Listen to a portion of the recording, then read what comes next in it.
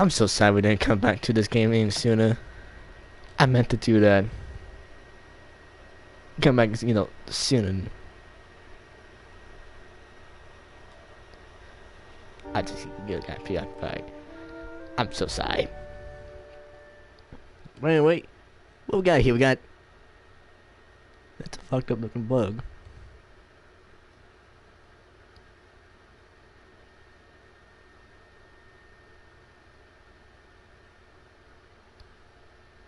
Okay.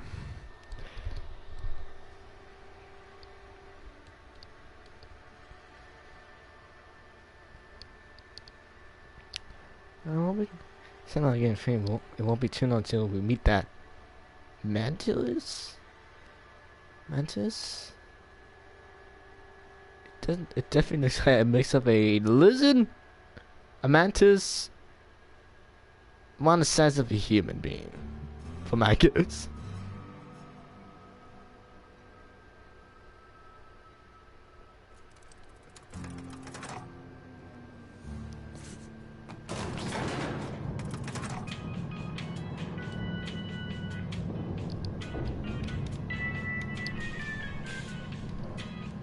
Anyway, we'll continue where we left off here, and... Hey, mister, can we talk? Sorry. You just want to get out of here. And you likely don't want to tag along like me. It's just... Mr. Thompson has his own view on matters. On account of it's his job and what all, but... That's not the only side of the tale.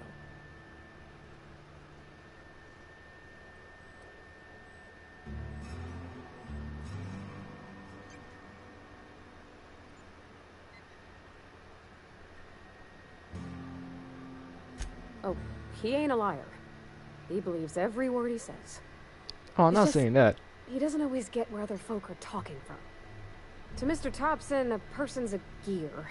It does its job quiet-like. If it squeaks or stutters, it gets replaced. The deserters are decent folk. I knew some of them before they left.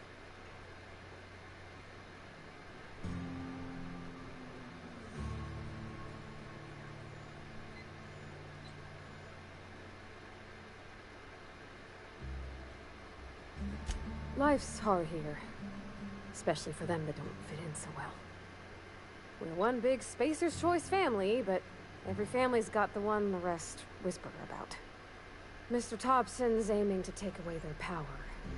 They'll have no lights to see, nor heat to cook. They'll be at the mercy of marauders, or worse. I think you should talk to the town's vicar about it. Max, his name is.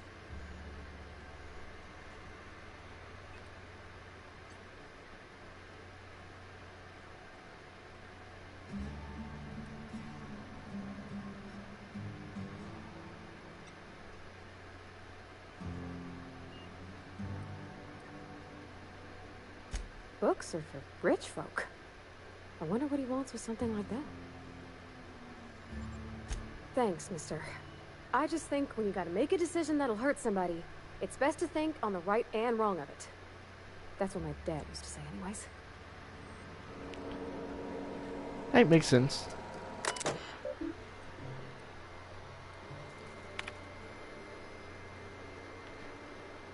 Knowledge and help knowledge. Something seek for the neighbor's pleasure to the same heights.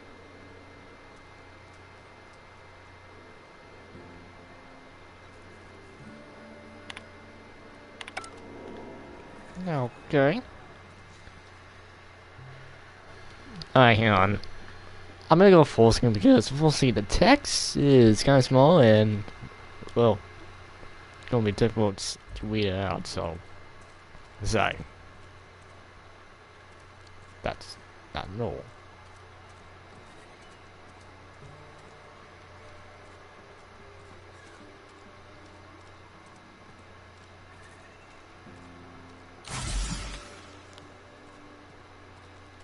I need want to press. A friend of mine died a couple weeks back. Still ain't past it.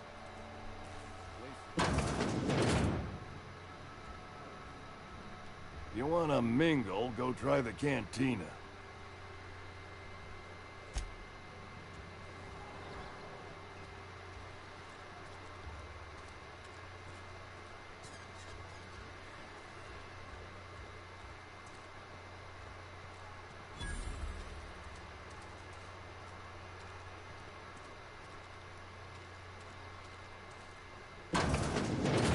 I'm not allowed in here. Not since the vending machine incident. Holcomb, got my eye on you, girl.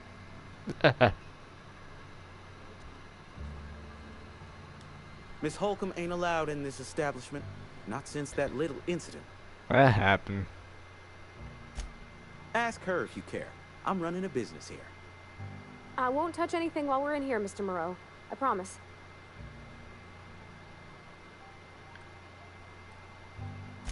Music to my ears.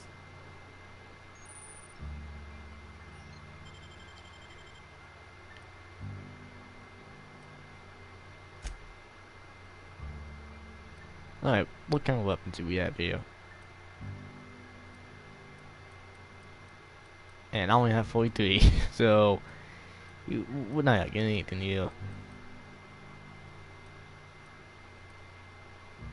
We got a soft shotgun, a revolver, light pistol, light machine gun, and a rifle.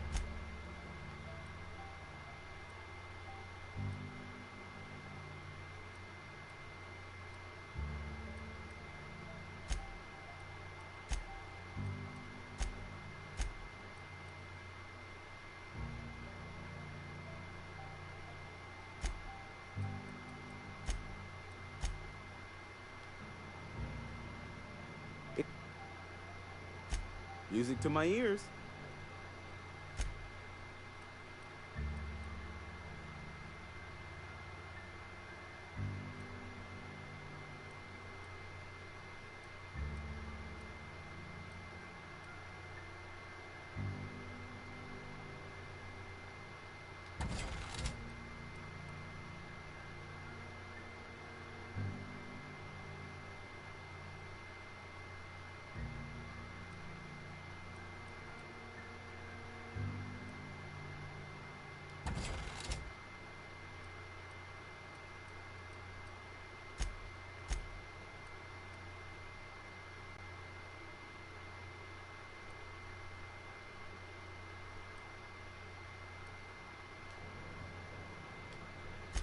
Music to my ear. Oh, that time.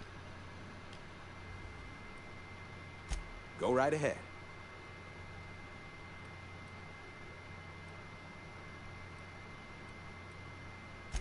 Plague? I don't know anything about a plague. We are the very picture of hot-blooded physical vigor.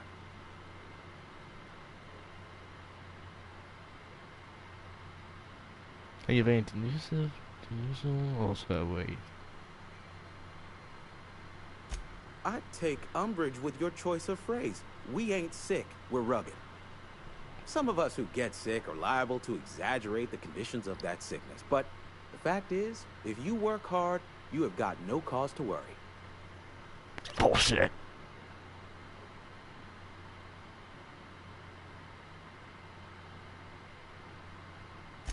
Survival of the fittest.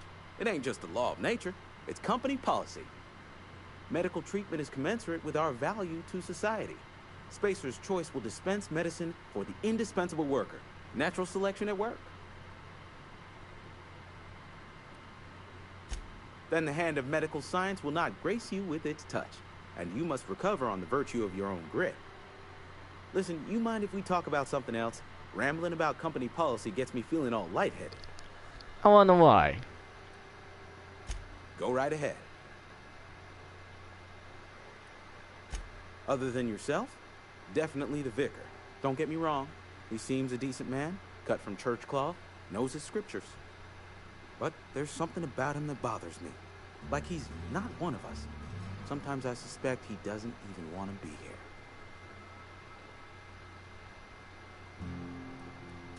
Amelia. Definitely Amelia Kemp. I advise against stepping foot in her drinking establishment altogether. How come? Word is, they're gonna replace her with an automechanical barkeep. She's, what's the word? Obsolete. You don't want to associate yourself with that kind of person.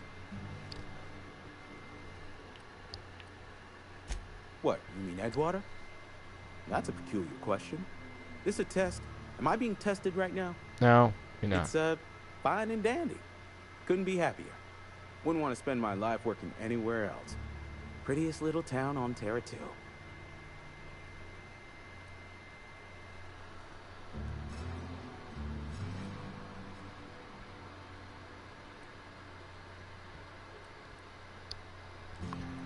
busted on my ass. It's pain. It's fun. Oh, that would be funny. You are condescending to me, and I do not care for it. I am lucky to have my work, lucky to be alive. I don't get paid for banter. Was there something you needed? No.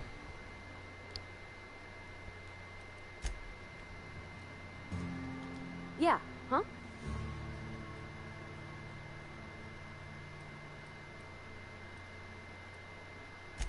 That's on account of how I never met her.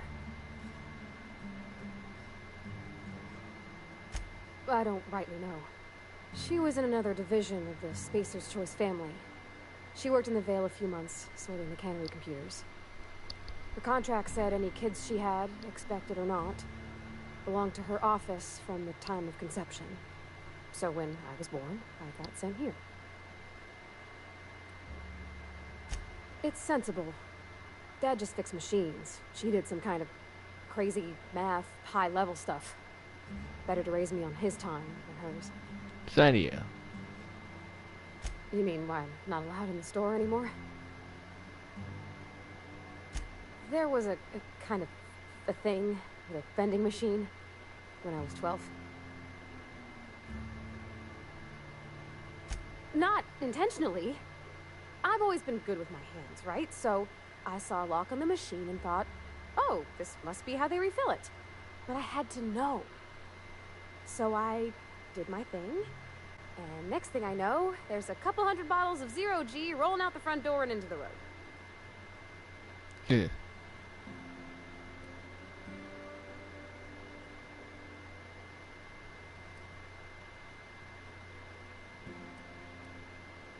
Well, sure. I'm not tough. Even back then, before I got real good at that sort of thing. So you get a lot Then bigger a than bunch of loaders came rolling in the gate, fresh off the Saltuna ships. And Mr. Thompson was up on the porch making a speech about how everyone would have to volunteer a third shift to get it all canned. Anyhow, you ever seen an auto loader run over a bottle of Zero G?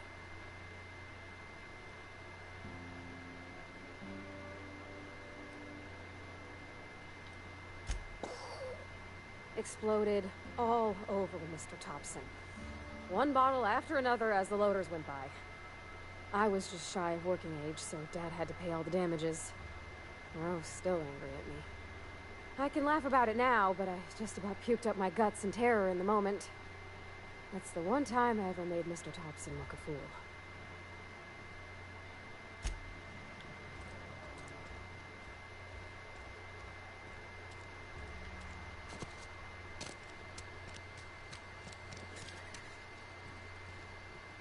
I've always felt weird in here. It's too clean.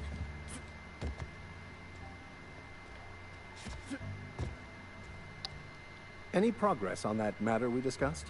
Not yet. Ah, Miss Holcomb. How rare to see you out. And with a complete stranger. Curious. This here's Vicar DeSoto. He's always offering spiritual counsel to those that need it. Thank you for the kind assessment, Miss Holcomb. I admit, I've been quite interested to make our outsider's acquaintance.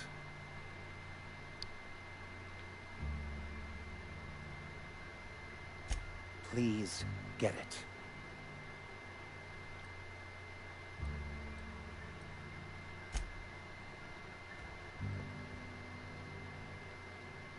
Yeah, huh? You mean about the mission being too clean?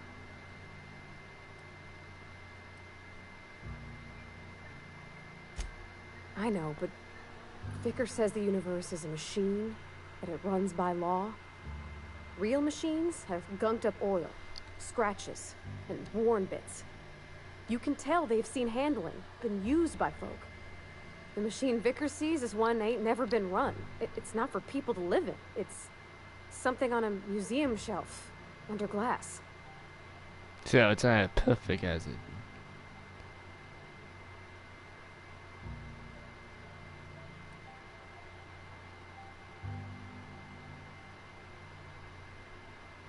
It just comes off cold to me, is all.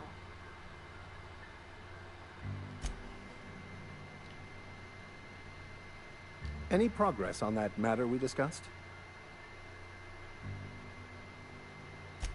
please get it.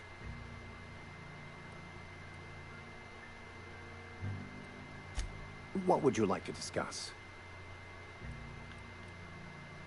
But what? I thought you would talk to him. You wanted to speak to me, Ms. Holcomb? Every time I've tried to engage you in conversation, you look at the floor, answer in single words, and slink away. I can't imagine what would be so grave as to drive her to my mission. What has Mr. Thompson asked you to do?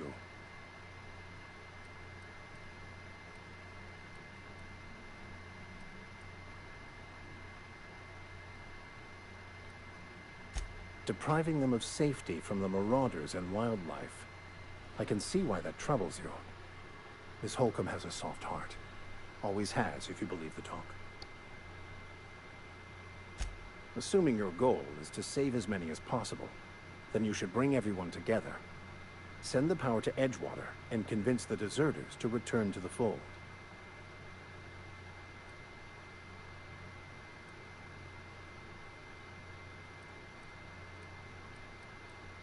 Not if things are left to stand as they are. They who are not satisfied with their work are satisfied with nothing. No? How about, work fortifies the spirit. True exhaustion awaits idle hands. I thought I was in the background.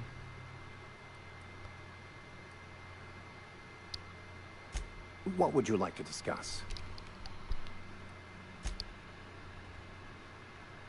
Where are we headed?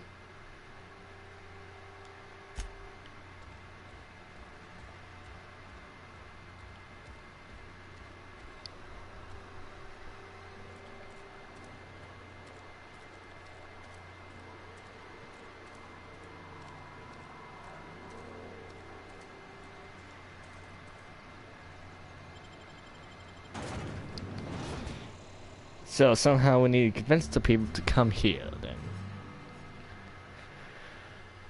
And that's sad here. Convince them that they have to come back because I need to turn that power off. Unless they have a better offer for me.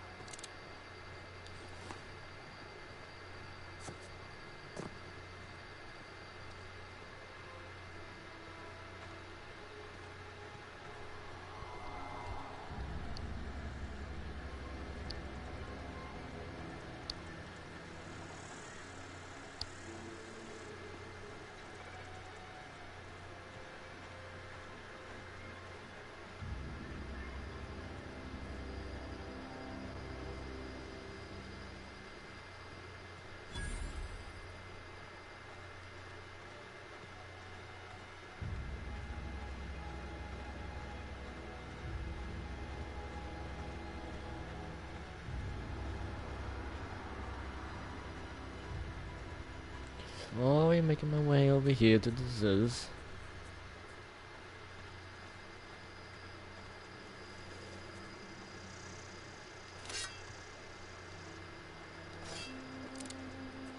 I need something. No, I'm sorry if I keep pressing triangle.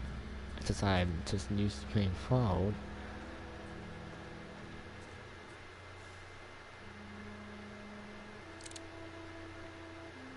Got it. Heads down.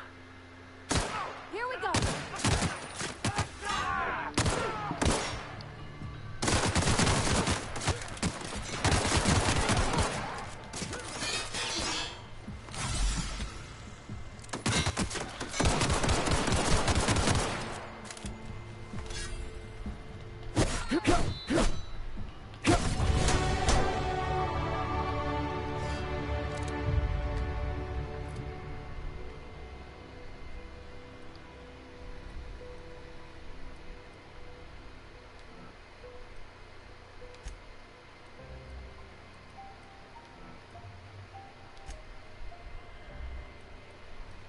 Okay, few point melee defense. So more stuff.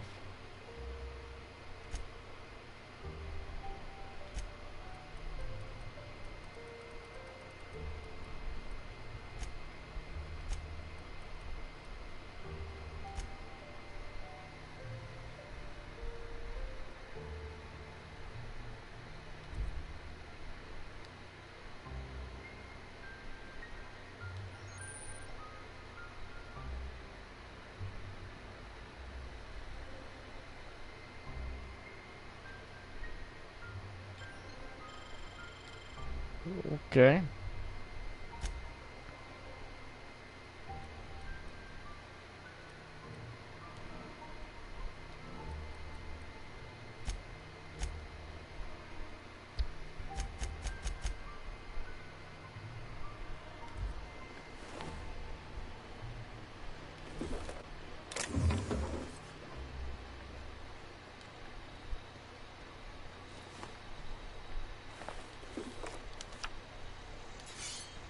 Ooh, Twilight.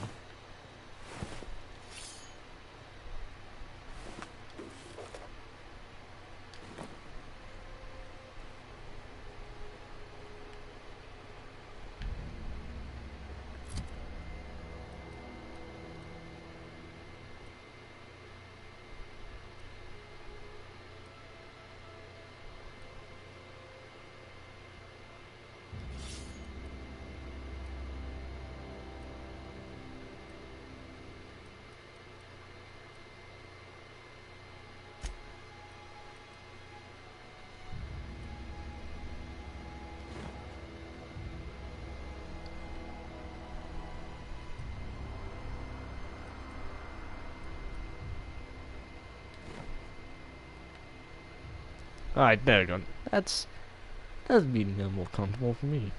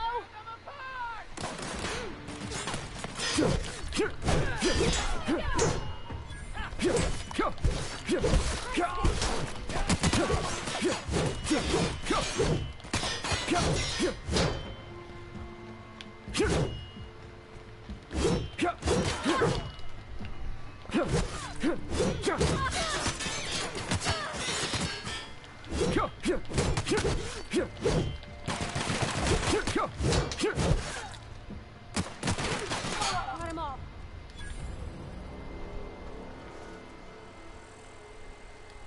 Something you need?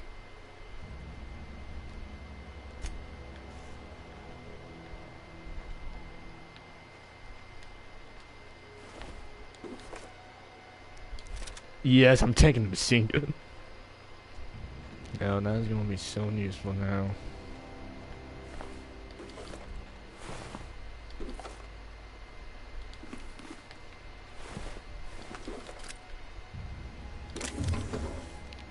Oh, look at that. Weapons.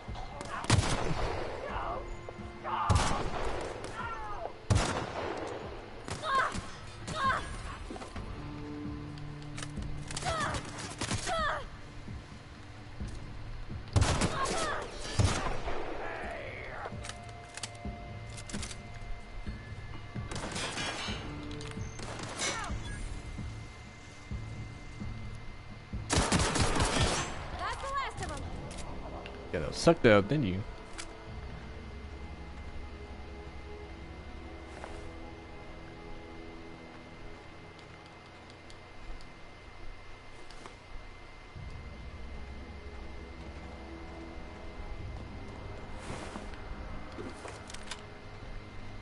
Oh no. And now we got an assault rifle. Oh yes.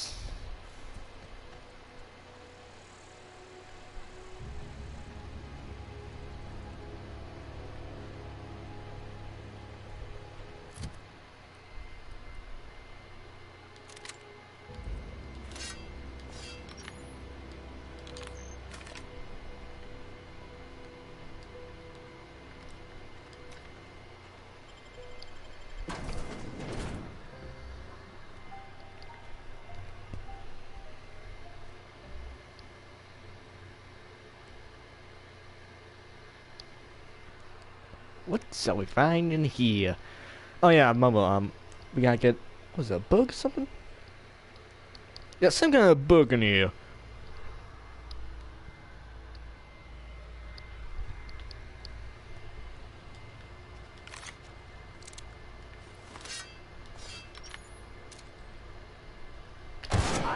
Here they come!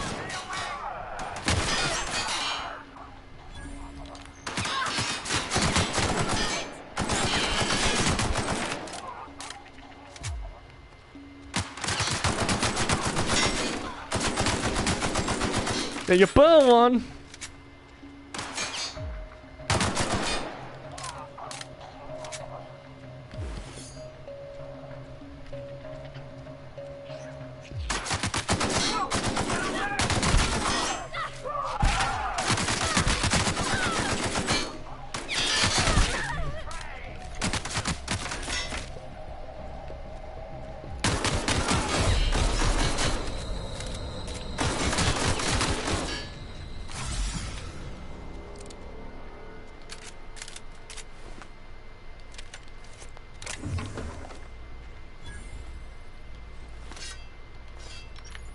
Yep, be right over. Where are we headed?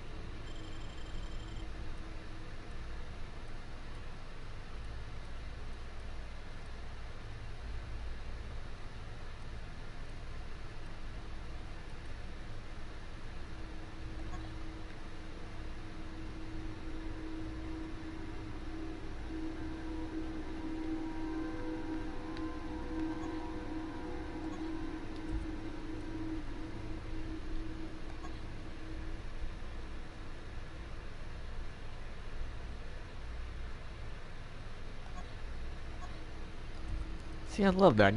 Look in detail of these weapons.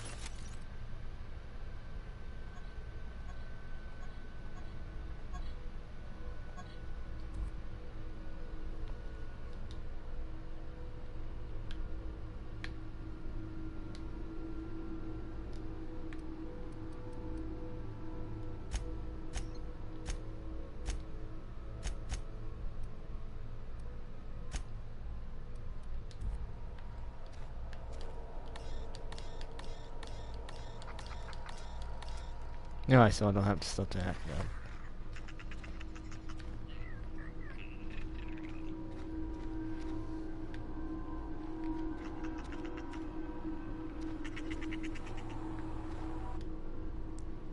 You found a hole Tuesday. The dumpster fell. 105 what dimension can be lower command. It's important to know that the code is still wireless to be treated. Okay, so dog that does like second out Avatar and Glow Tools. I'll pack my pipes.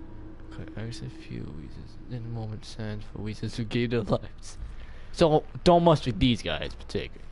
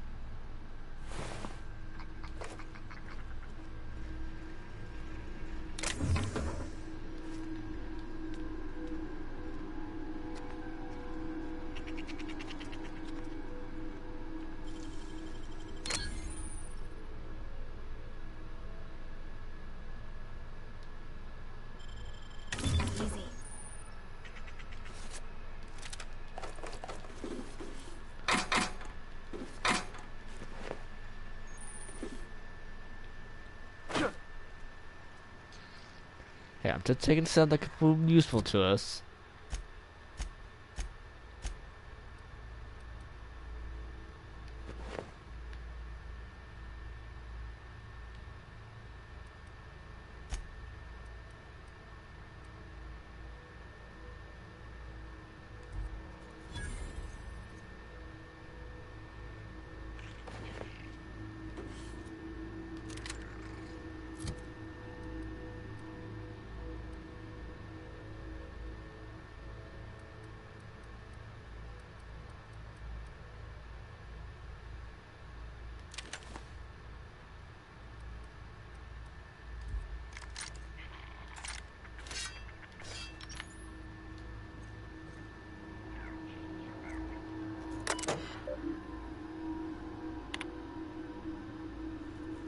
Finds me.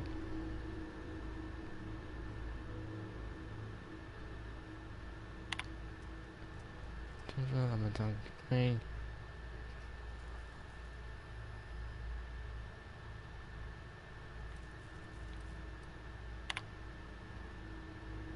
Hunters, attackers, suspect priests are holding to the you guard. Because for one adult,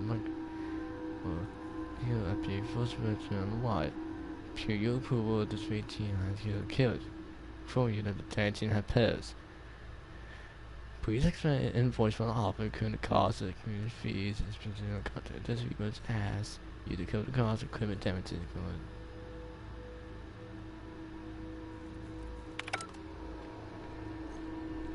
Alright, so essentially this is nothing more than a stop for hunters.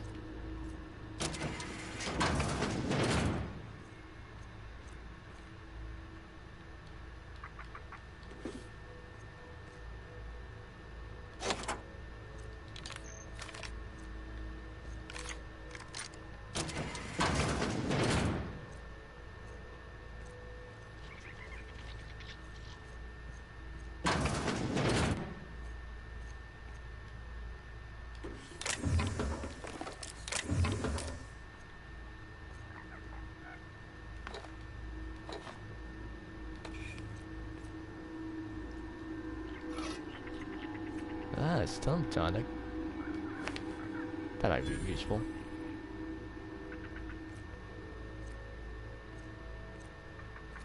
Alright, I got the medicine. So let's see anything else here.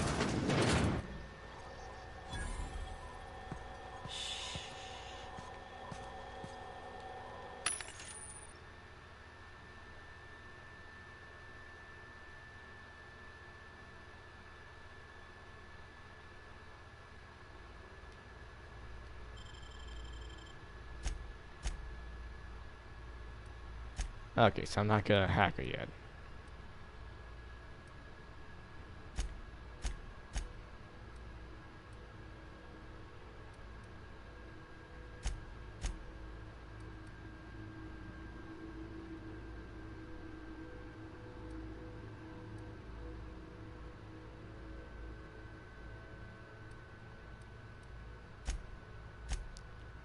Oh, 1,000. Oh, that. Yeah, that. Yeah, gonna be one before we buy something here, kids.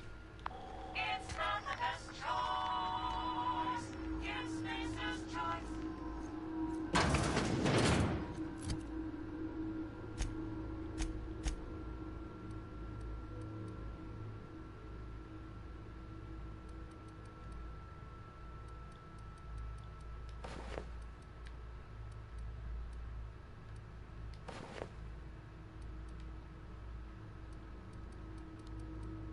Oh, yeah, we're not gonna take it.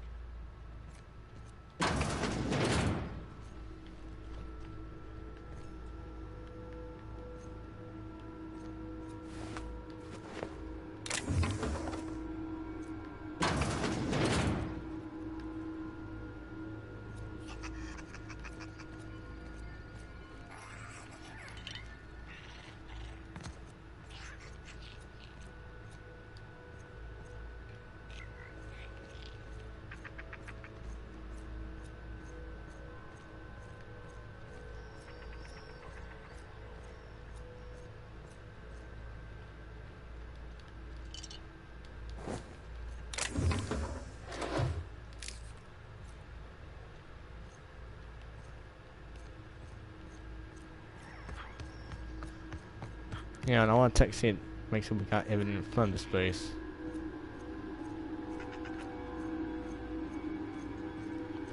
My god, that music definitely makes me feel like I'm in Fallout New Vegas or Fallout 3.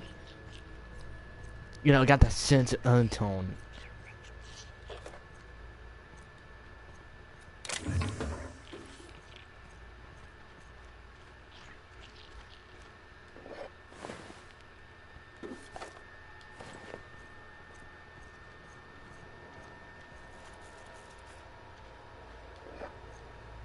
Attitudes. So, yeah, that's attitudes.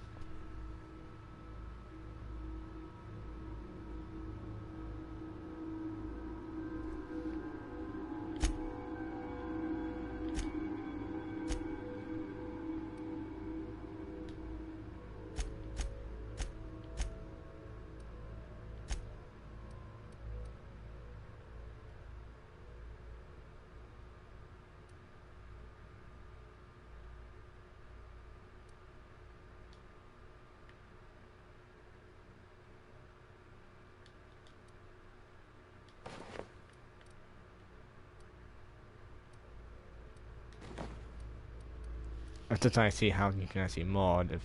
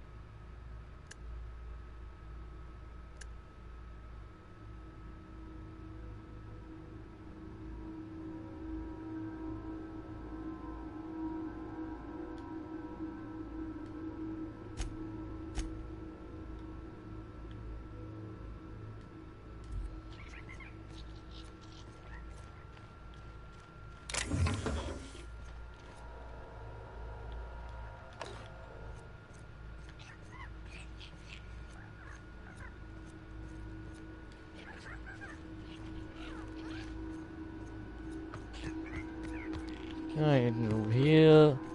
Nope. Alright. We got to buy everything we need.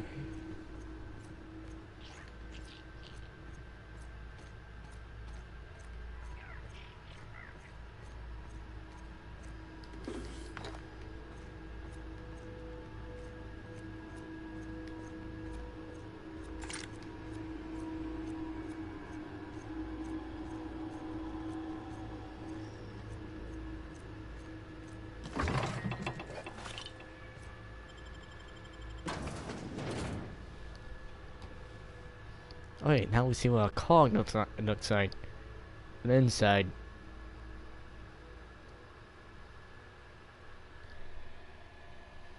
Lovely. Alright, so I don't have the level just I need to level up a little more before I'm finally able to upgrade my weapons and armor. Or I don't have the armor set and all the weapons that are compatible to be modified. The only time up until I remember that I was able to actually upgrade my weapons armor will be New Vegas. Great game, mind you. I had a great time with that game.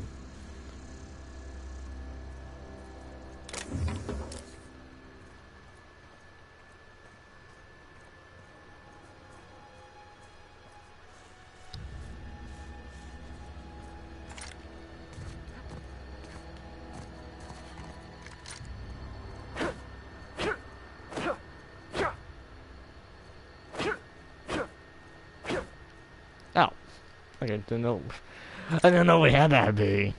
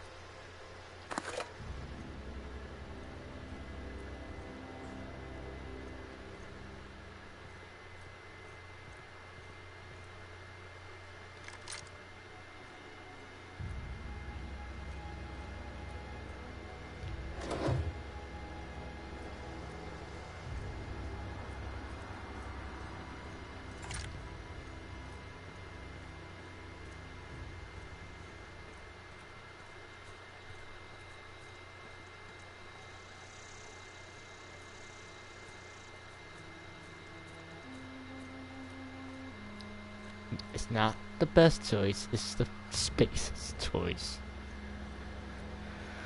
Oh, they never S up, will they?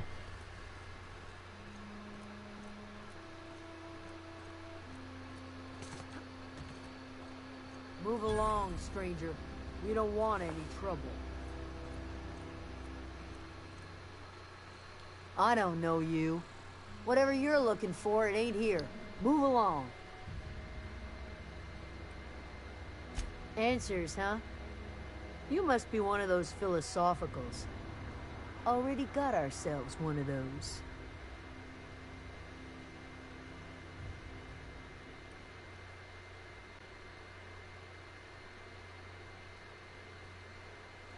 Yeah, that's us. And you can tell Thompson we're doing just fine by ourselves. If you're gonna start wandering around my camp, know that I got my sights on ya. I'm me.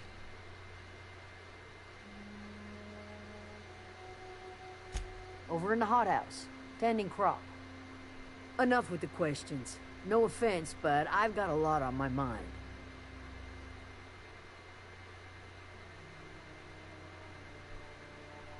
Explains why you're still yammering on at me. No, I'm sorry. That was unworthy of me. Lady named Zoe went missing some nights ago. Just up and vanished without a trace. Now I'm pacing around wondering if marauders got to her.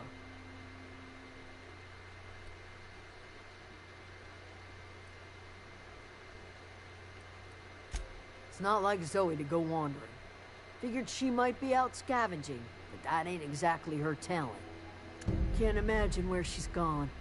Vale's a wide place. She could be anywhere.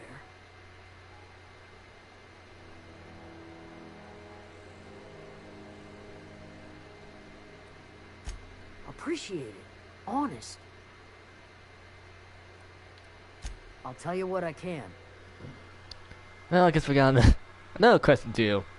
This I Skyrim. More and more stuff. This time with guns. Vex me. If she told anybody, they ain't telling me. I'd check her room, but I got yelled at for snooping once already. Little ways ago, she was always obsessing over her serial dramas. Wanted to see what the fuss was about.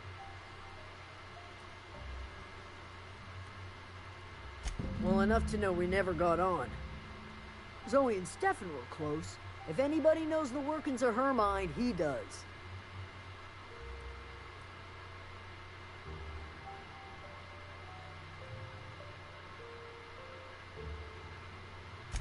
She was lazy and thoughtless, but she's still one of our own. Could be. Dangers aplenty out there. No telling why marauders would steal somebody like Zoe. Got no useful skill as far as I could tell. Marauder gang just moved into the districts a little ways east. Their numbers are growing. Gotta come from somewhere. True. What is it?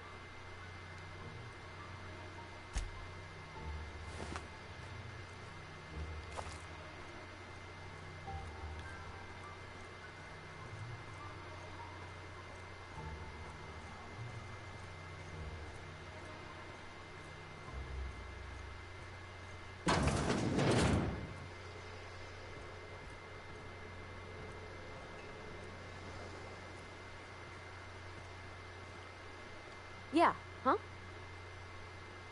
Oh. No comment about the space? Oh, that's Thomas. He used to follow me around before he left the cannery. Something you need?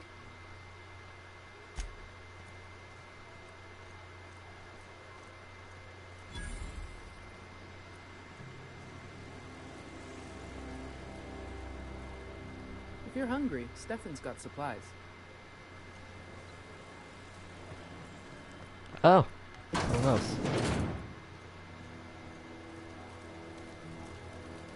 Keep your wits about you, friend.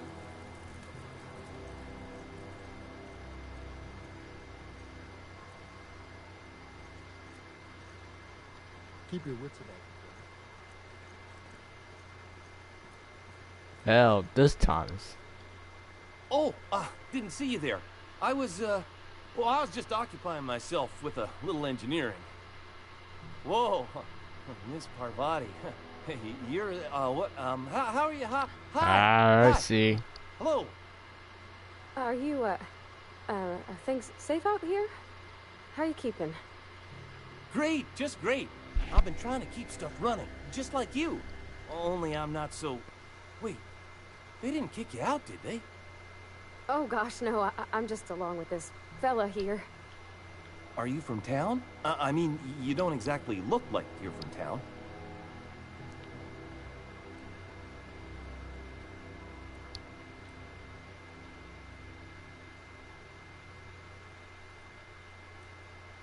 Never heard it phrased in such a way before. I guess we're all trying to get our ships off the ground, ain't we? Sorry, I just wasn't sure if you were from town or if you were one of us. Something's been chewing at me, you see. Fact is, I've been, well, lying. To everybody here. Camp thinks I'm a mechanical genius, but I couldn't fix a busted chair.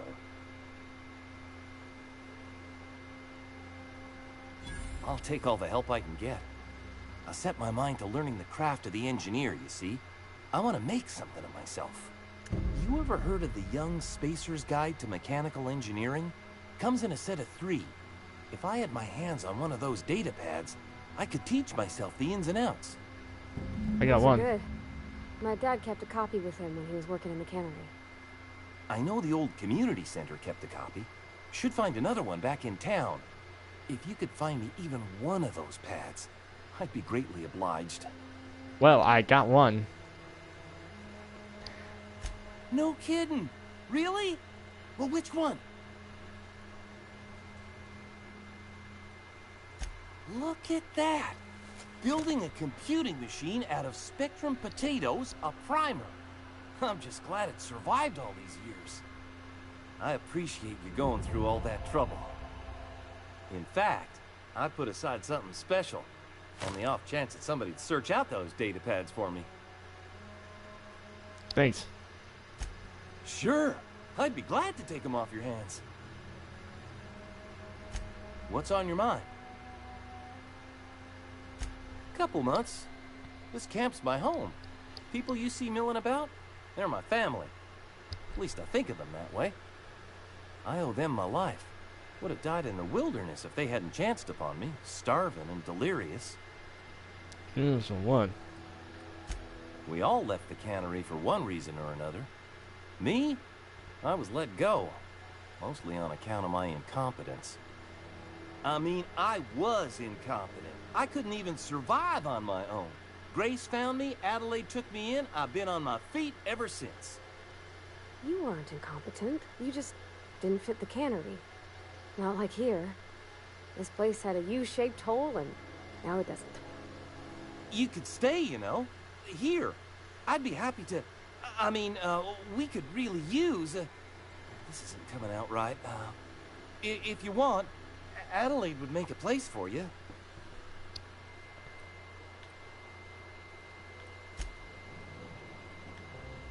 Something you need?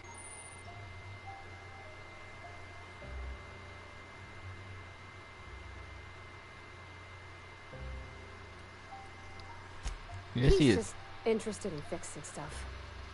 He always used to follow me around, asking me to explain what I was doing. Like a puppy, kinda. Yeah, I don't think so.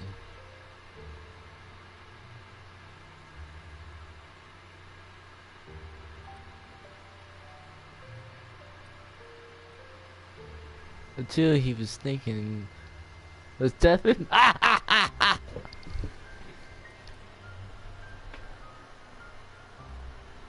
I'm just glad he's alive. That he's okay. I mean, when Mr. Thompson said he was fired, we all expected the worst. If he wants to learn about engineering, we should help him get those data pads he wants. I'd like to do that for him. Well, I make so we do that for him. If you're hungry.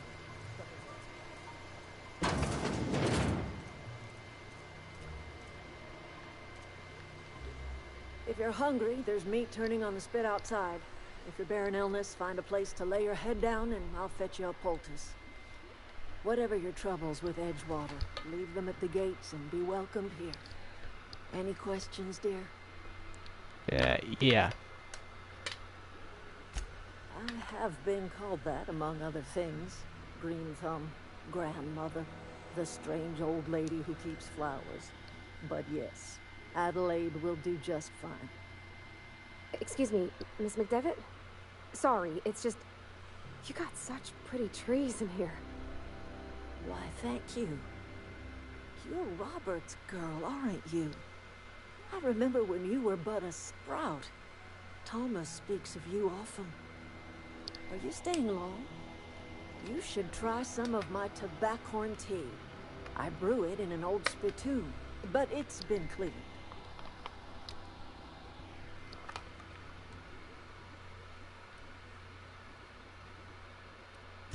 A home for anyone who's ever turned their backs on Edgewater. A home for those of us with nowhere left to go and nothing to lose. So, like the spores of the puffball, cast on the wind and alighting on fresh soil, we put down new roots.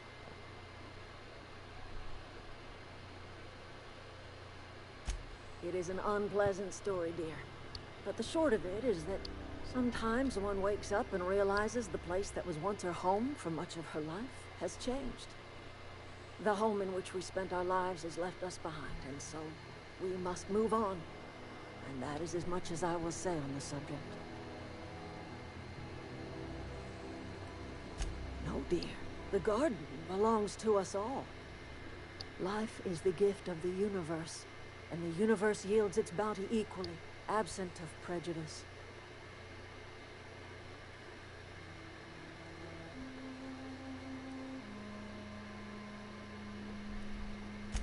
The soil around the Vale went sour years ago, but I found a way to sweeten it back up. The secret recipe is a little bit of elbow grease, a dash of love, and a heaping pile of special fertilizer. Alright. Reed Thompson, you here on behalf of that cold-eyed reptile? Yeah, more. Let's hear it. What's Reed's idea of peace, then? To be honest, I don't really care about his attitude. I don't like him or that town. I think it's idiotic and for yours. However, I do need a dinner wheel, and unfortunately there's only two. One here and one there.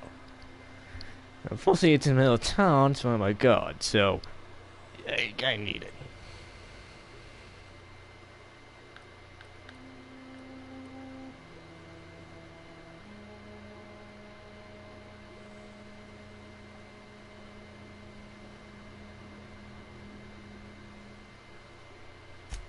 Make amends.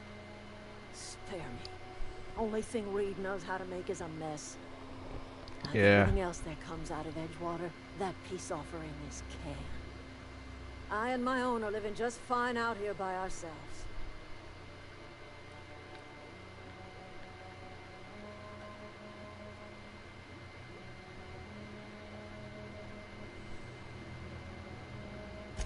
He would do such a thing. The question is, why would you agree to his plans? Yeah, it's more of Cannery's got a regulator. You want ship parts, you ought to rip them out of the cannery's guts and leave us be. If you're going down to the plant, you should divert power away from Edgewater and toward our end of the grid. Think about it. We'd be liberating an entire town from a lifetime of service to that odious cannery. Seems the sort of thing a hero would do.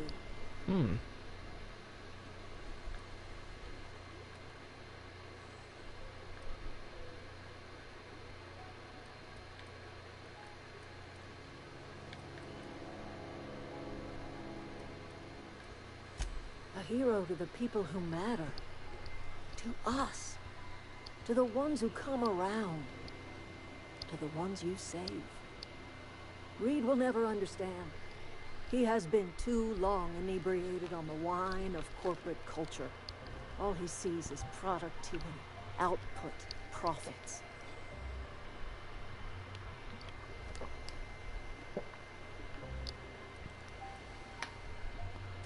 Life in Edgewater grinds to a halt. The cannery shuts down, workers desert in droves, and our own little camp grows and thrives. Okay. You bring power to Reed's town and you'll be killing us. Reed knows it. He's counting on it.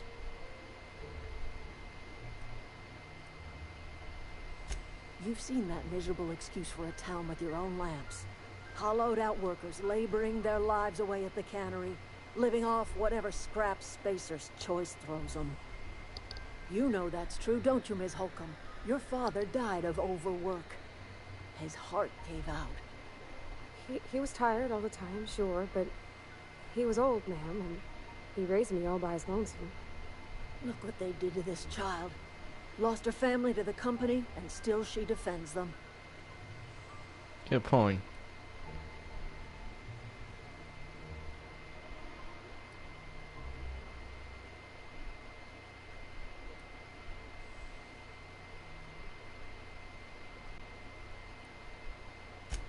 I trust you will listen to your conscience. Anything else I can do for you?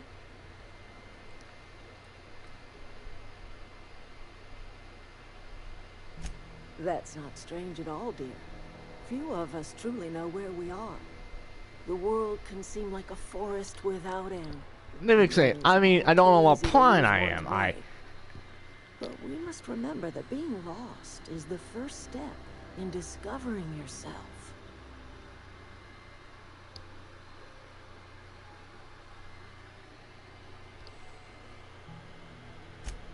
This is the old botanical lab in Emerald Vale, on Terra 2.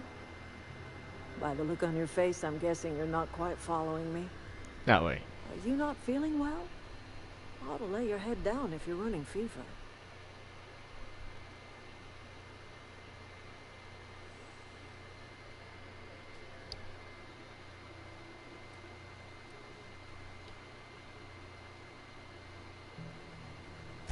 Are you talking about an escape pod of some sort? Yes. Where did you say you were from?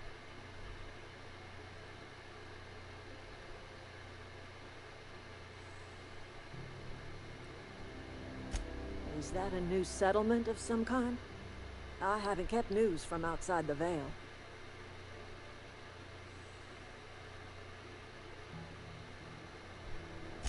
Oh, you're talking about that old piece of folklore. Now I'm convinced you're delirious. You really ought to lay your head down, dear. Babbling only agitates the humors. You ought to try some of my purgative tea. Won't cure what ails you, but it will distract you for a spell. Maybe I do. I don't know yet. Growing up, I heard my folks talking about the Hope. Always believed it was just a story we told ourselves to keep our spirits up. Listen, don't you worry about what I think. That's not important. Worry about what the board thinks of you going around talking about lost ships from decades past. And you carry on about coming here from another world, and people will talk. Talk leads to questions. Ask enough questions, and the board comes answering. So they've come to him. No, but the board may have reason to fear you. I'm listening. And that's you saying what's gonna happen if I keep talking. If I'm not feeding them, they may feed me, and when they feed me, they might send everything after me. So, I'm at the John Wick, only problem is I'm not John Wick. That's essentially what I get here.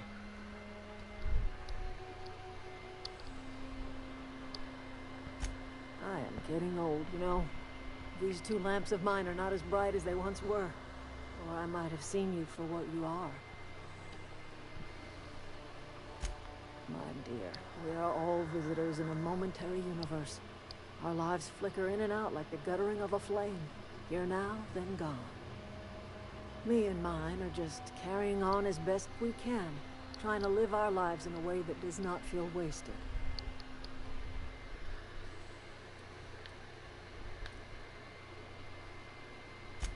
More of the colony felt the way you did, we'd have ourselves a proper revolution. I can't stop you from conducting your business down at the plant. I just want you to know that if you take our power away, you will have brought an end to our way of life.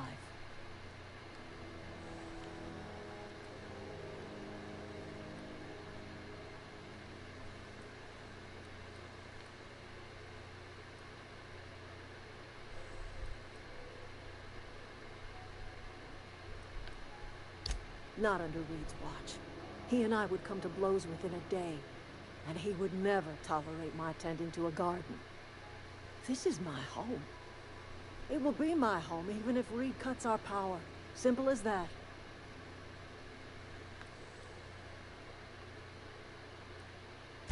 That's because Reed was my boss. I was the cannery's one and only flavor specialist, you see. Remember that limited run of white chocolate saltuna? That was all me.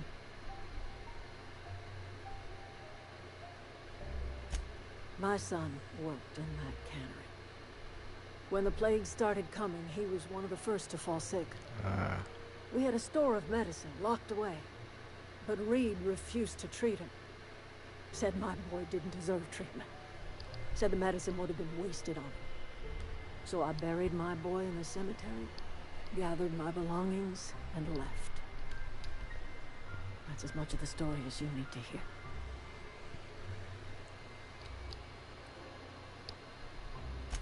A fish rots from the head down. I do not blame the town. I blame the leader. Good point.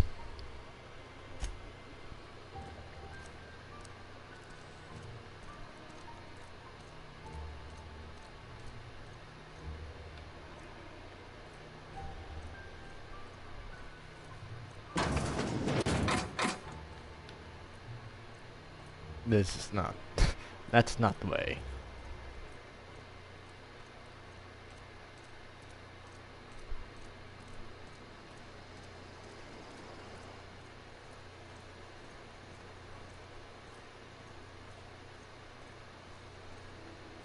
That's also not the way.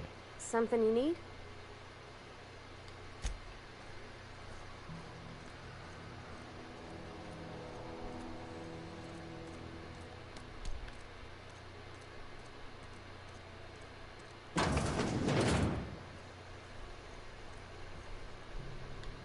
You hungry?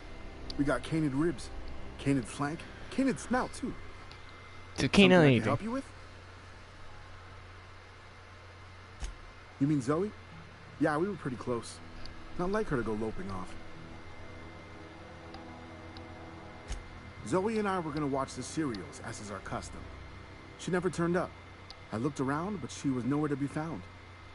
You sound like some type of corporate fixer asking all these questions. Zoe was always obsessed I'm with all the over. serial. Masked marketeer. How A scion of Byzantium turns to banditry and teaches his marauder companions the wisdom of free market economics. Shame she up and vanished when she did.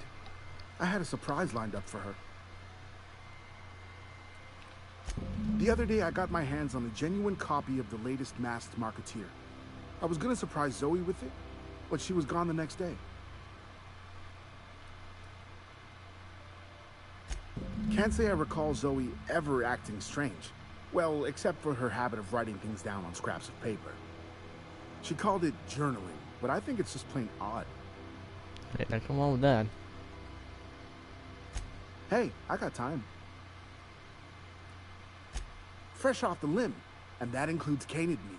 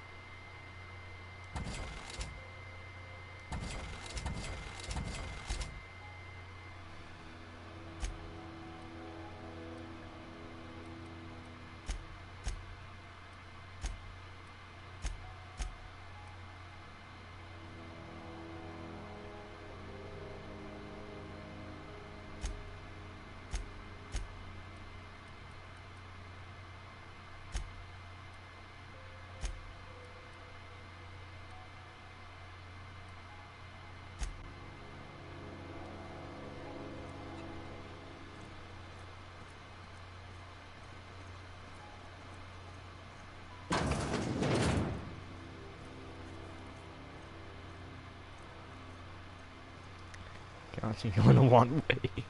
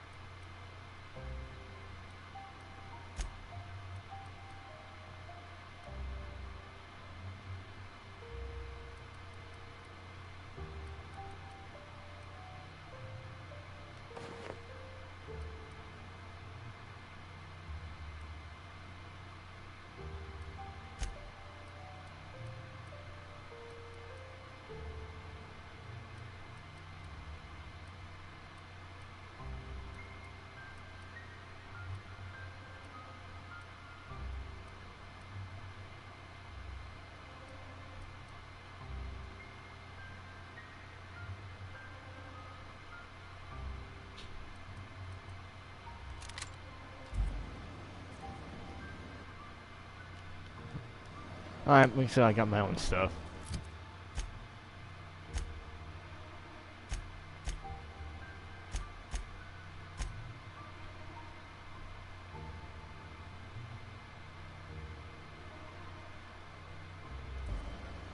Alright, so it's not in town.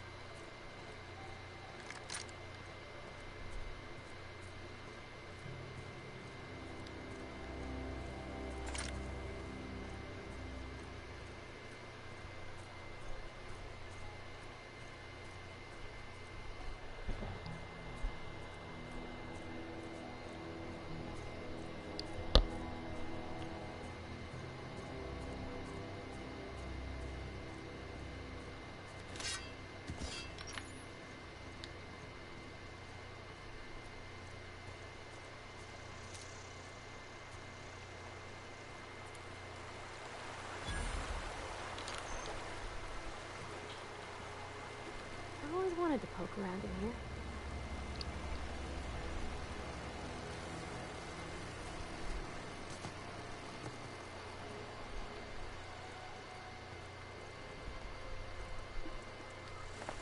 Gosh, inside voices.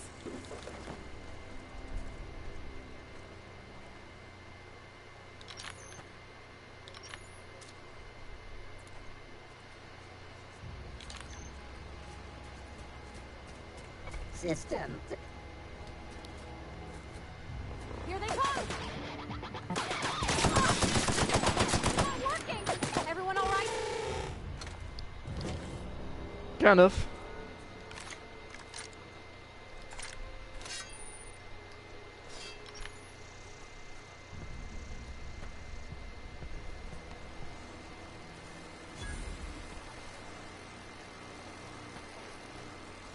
Oh.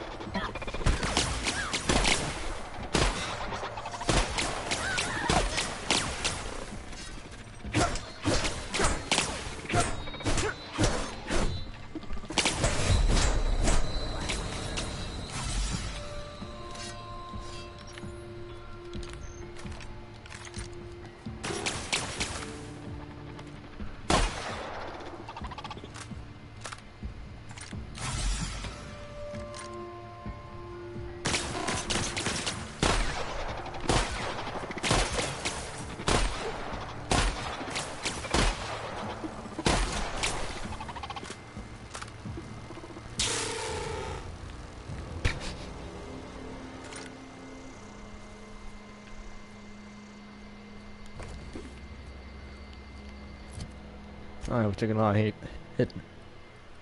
hits though.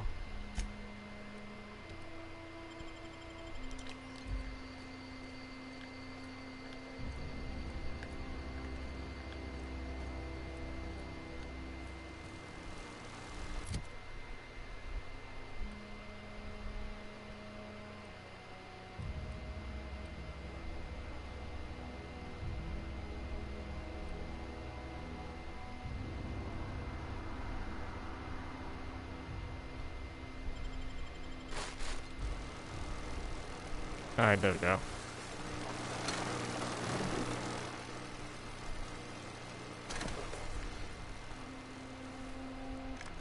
Alright, so not tougher than I thought, and I saw the bills.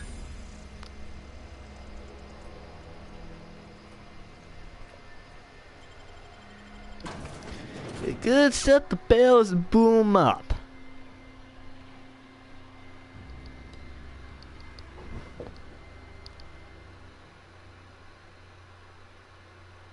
That is terrifying.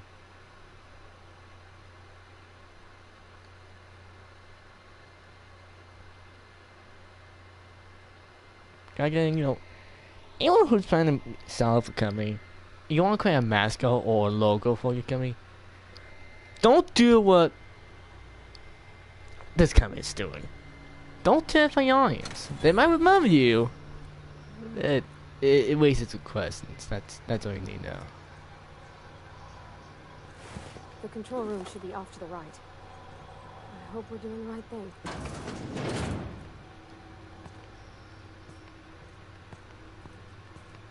Unexpected. We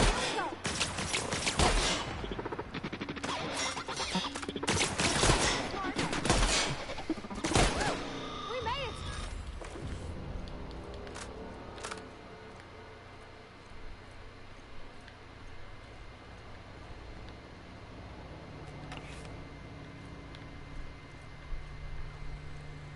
Unexpected searching.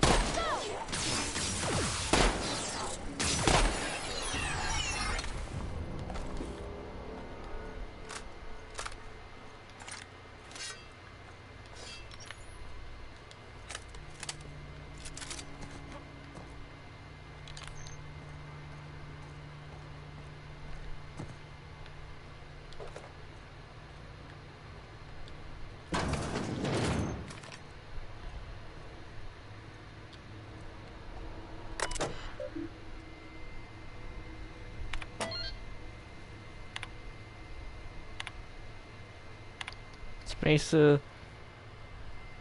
Good to go. This does serve as a phone location of company. This also told your management by Tim and Knife. For some reason, when to extend to your staff butts and your name to report. 5 seconds to dismiss immunity. Additionally, please contact our office schedule you official reprimanded and you urge combination. Schedule your official will sell an official reprimanded. Use the front choice. Now I both foods. No need for reprimanded. Community. No further advice that the who will unable to provide specific for the ongoing point.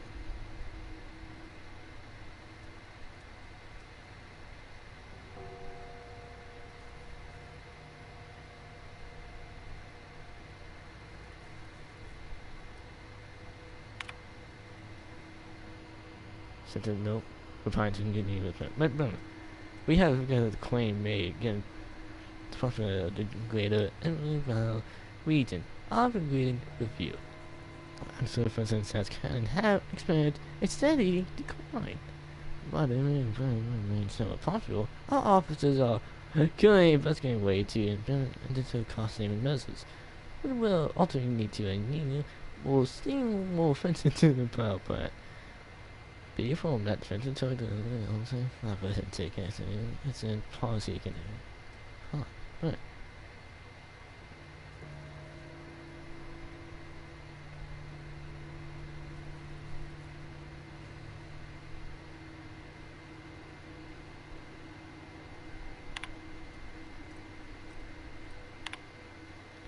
So essentially what's going on is, the company wants to save some money, so they find a few people and doing some other cosmetic methods to, you know, save some costs throughout, I assume, this planet. Lovely. Oh, this is the office.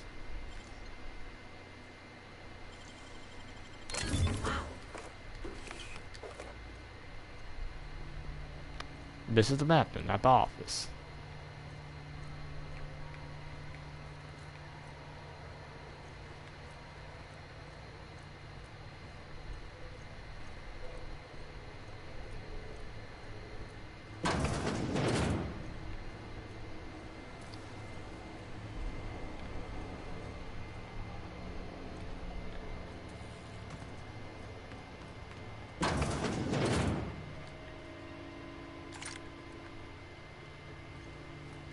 Yeah, huh? Oh, got any no advice? Any recommendations?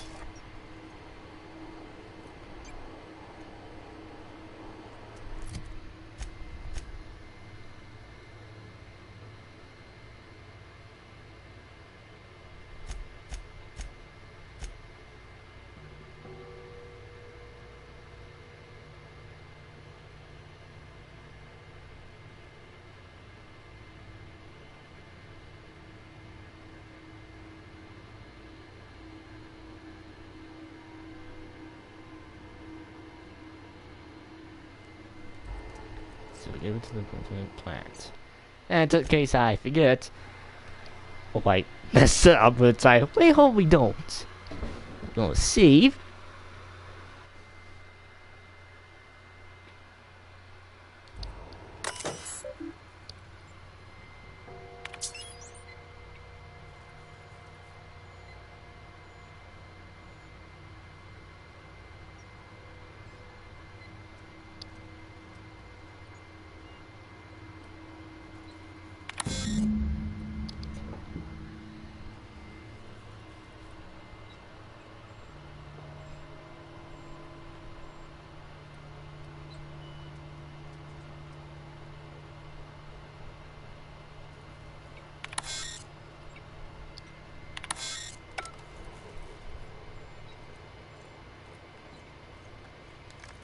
Three switches. That'll be easy enough. Yeah, hopefully. It's never easy.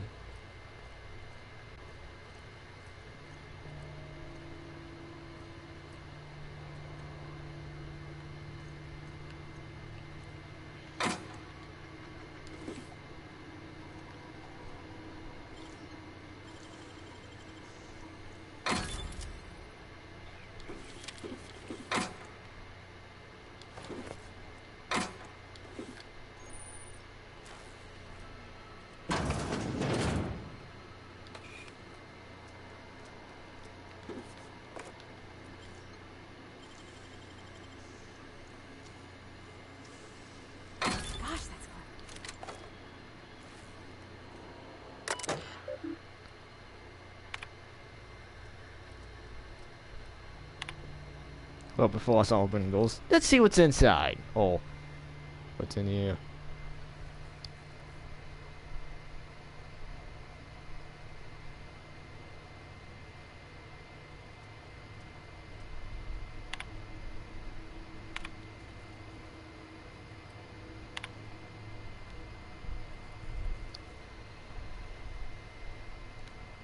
I'm kind of replacing the guards.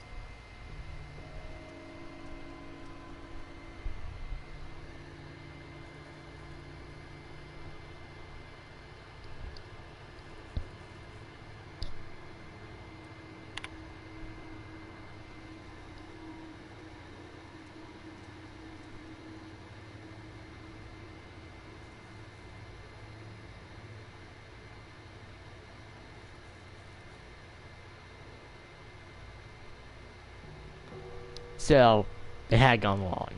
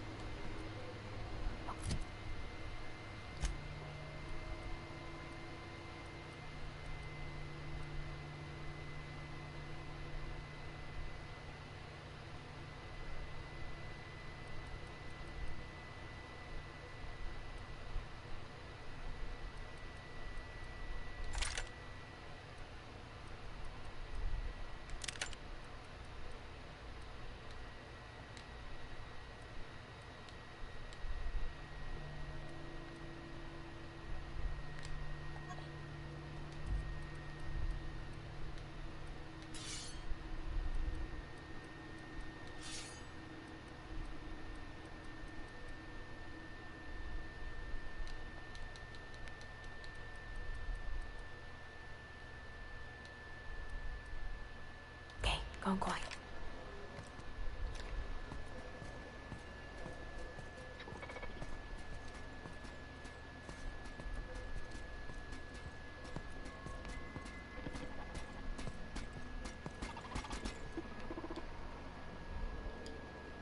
Process. Sweeping.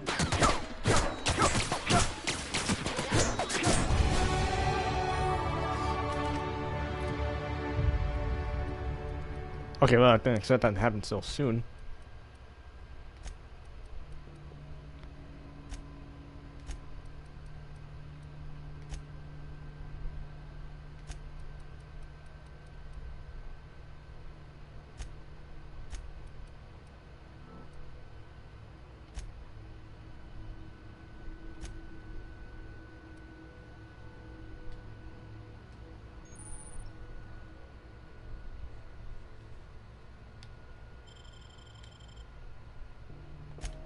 Nice. Oops.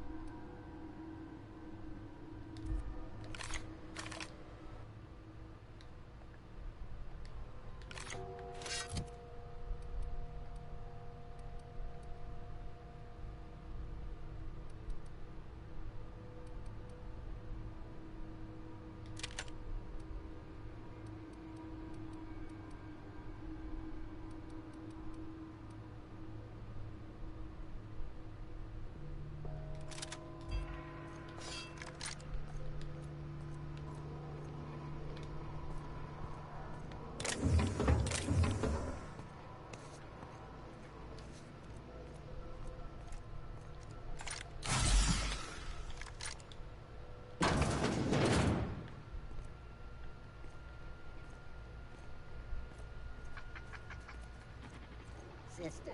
There's two more. Here they come!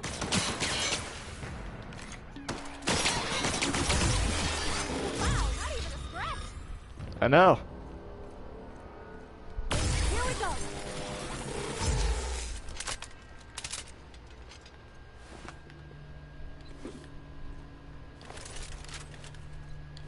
Yep. New favorite gun right here.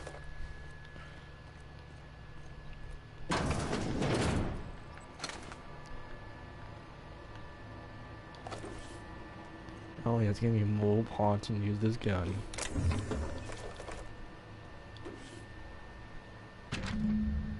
Oh, copy done. Yet space a guy to mechanics. Dang it.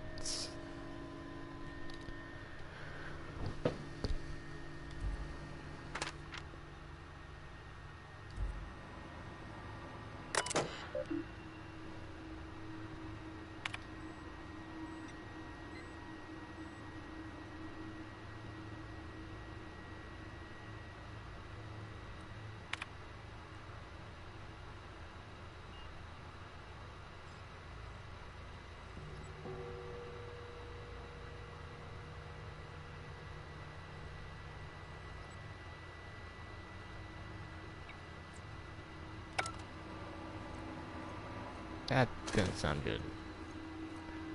Alright, so at least we know there's a bong 3 somewhere.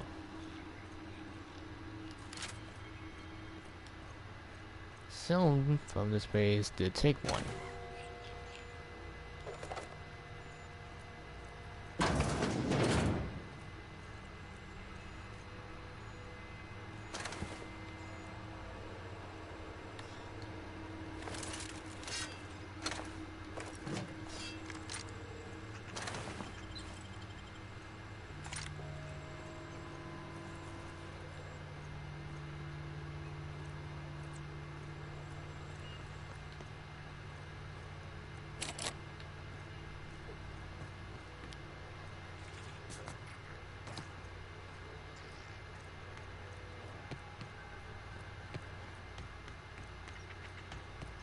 No one.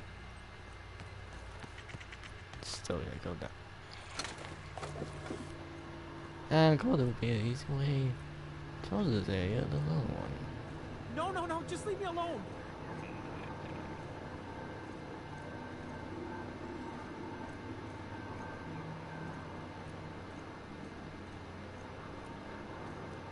Go away, Phantom.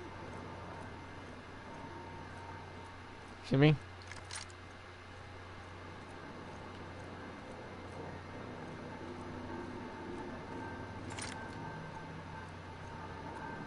You're not real. You're not real. So there is still a survivor here. Maybe he can help us. Mind the steam. You're liable to get scalded. Unexpected. Searching for unauthorized.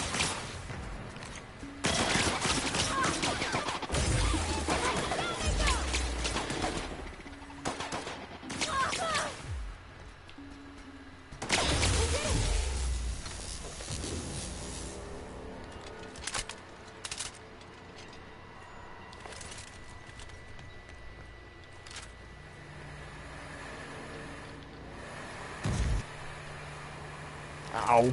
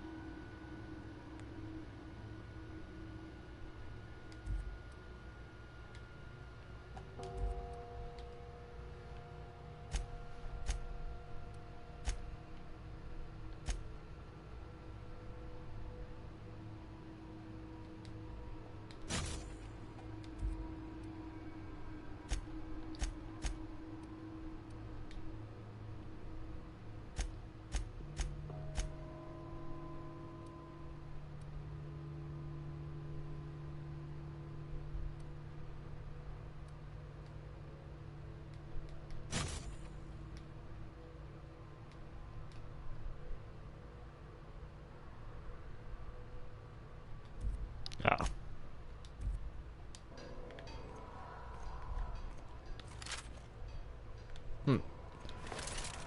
Alright, well, I guess I keep that in mind. Where'd they go? If we send the power to Miss McDevitt, what happens to the veil?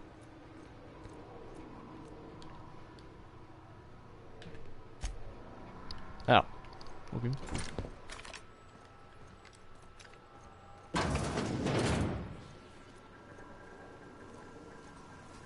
Processing data. Processing. Incoming!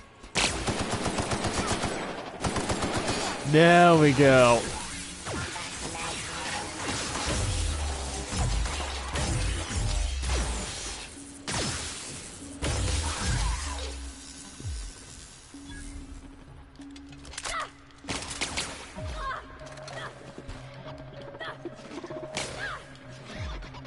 Don't get yourself killed. That's the last of them.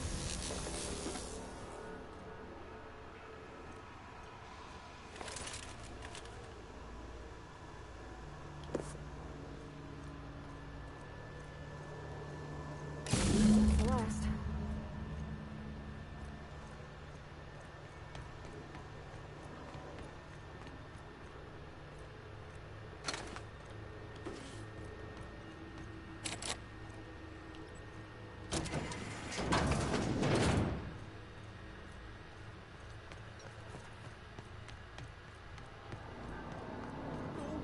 Phantom!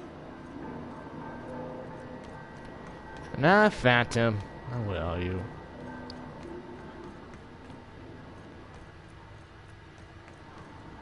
There's a man down here. We need to save him. Get away!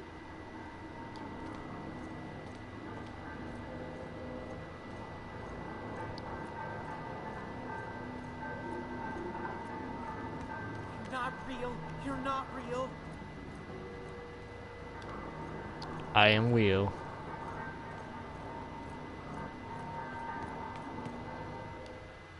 You're not real. You're not real. Get away from me, Phantom. Shoot. Scram.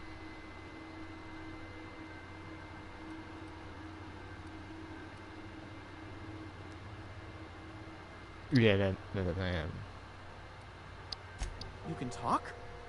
The Phantom's never talked before. I knew I shouldn't have eaten that sprat raw. See? See, Higgins? This is why you must always boil your sprats before ingesting.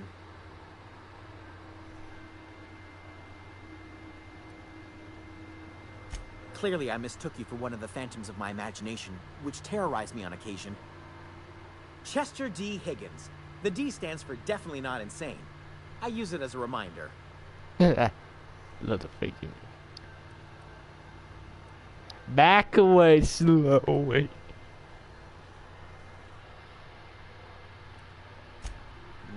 Hard to say. By my reckoning, Higgins has been here somewhere between 2 weeks and forever. My recollection's a touch fuzzy these days.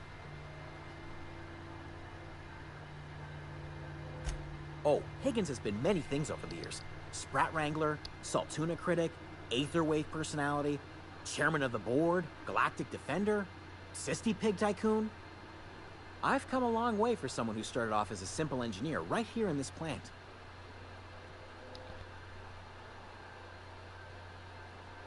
I specialized in automechanicals, drones, sentries, repaired them, maintained, upgraded, did it all from my old workroom just over in the next section.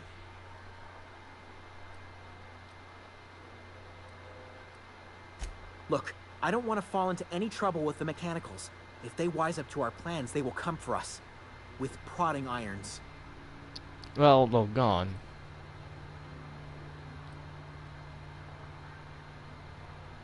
You know, you remind me of myself back when I was an intergalactic adventurer. I discovered a flaw. Their hostility levels were hardwired to maximum. There's no changing that, but you could rewrite their targeting protocol so they attack each other instead.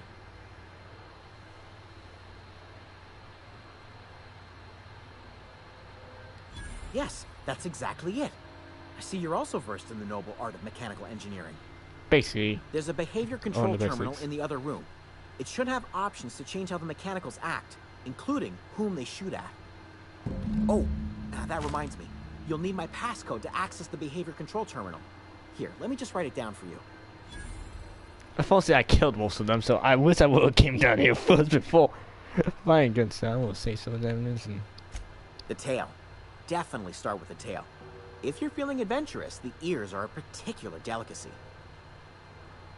Okay. Jimmy'd opened the vending machines.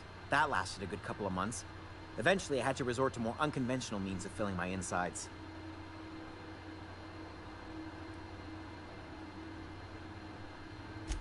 Braised, boiled, charred, skewered. Sprats are good eating, friend. Chock full of brain food. Mechanicals lost their bolts. Opened fire on anything that moved.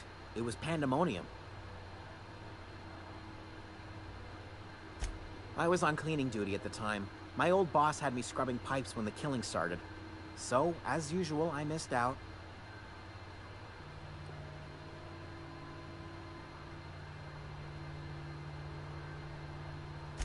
Jimmy'd opened the vending machines.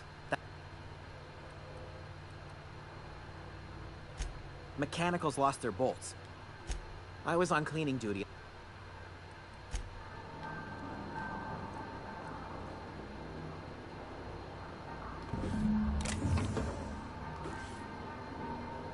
Take the crazy man's stuff.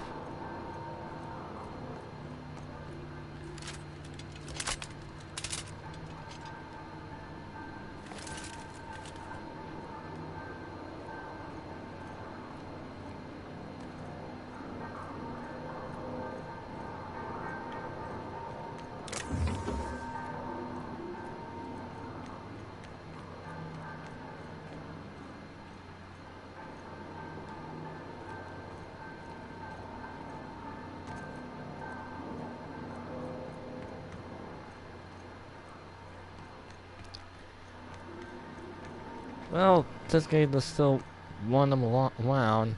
Man, well.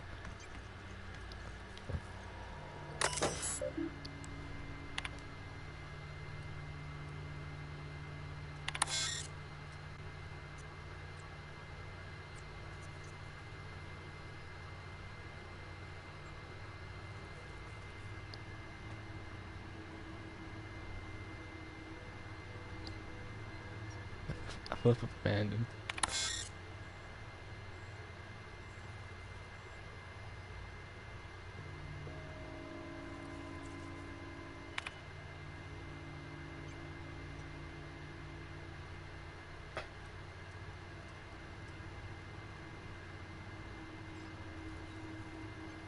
Yes.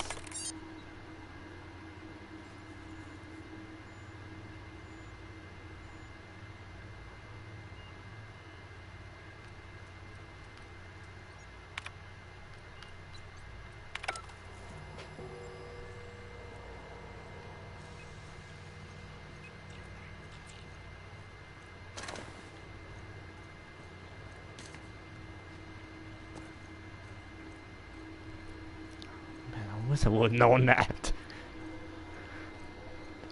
That would have been great. I could have had them fight against each other and I would just walk right through and they would have known anything.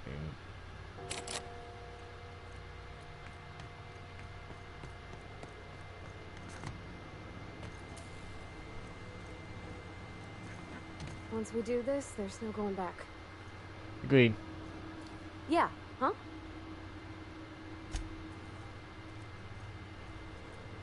Hey, mister? Look, I know you want your power regulator and all, but I just gotta ask you. Do you understand what you're about to do?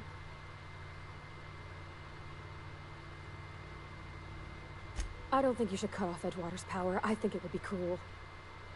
I'm sorry. That just sort of came out all at once.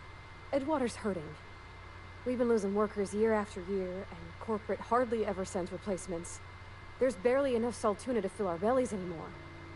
But the town's got some good people in it. Decent, hard-working folk just living their lives the only way they know how. They don't deserve to be punished.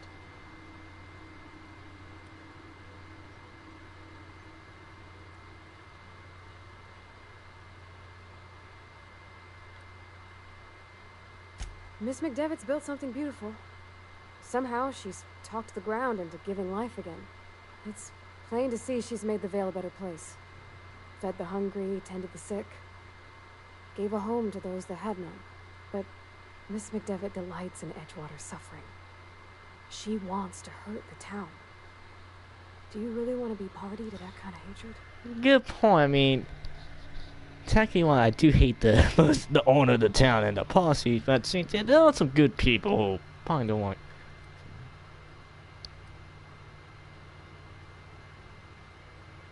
Well, that sure sounds like Mr. Thompson. If he was standing here, I imagine he'd remind us of how we're all one big, happy Spacer's Choice family. In Mr. Thompson's eyes, those deserters are still part of the Spacer's Choice family.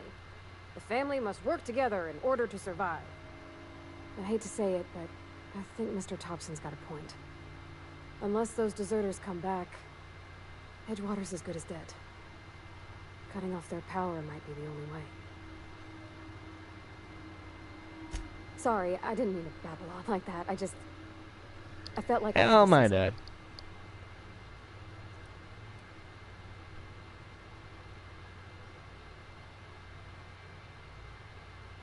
Really? I mean, wow. Thanks. No one's ever told me those words in that order.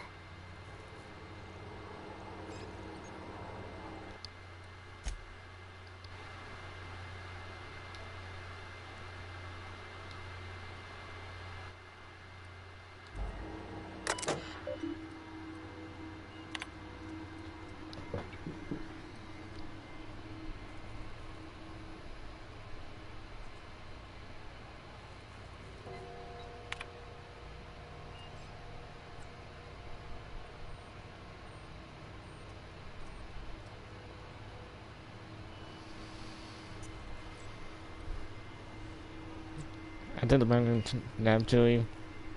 Well, but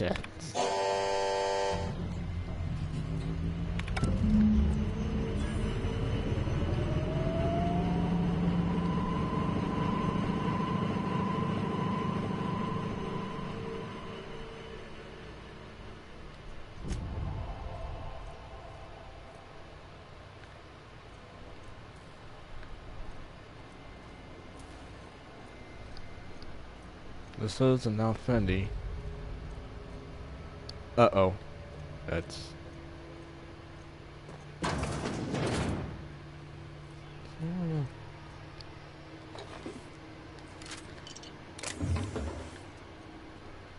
Oops, not that. Alright, so how my what taste of Spencer Choice? Oh, not that.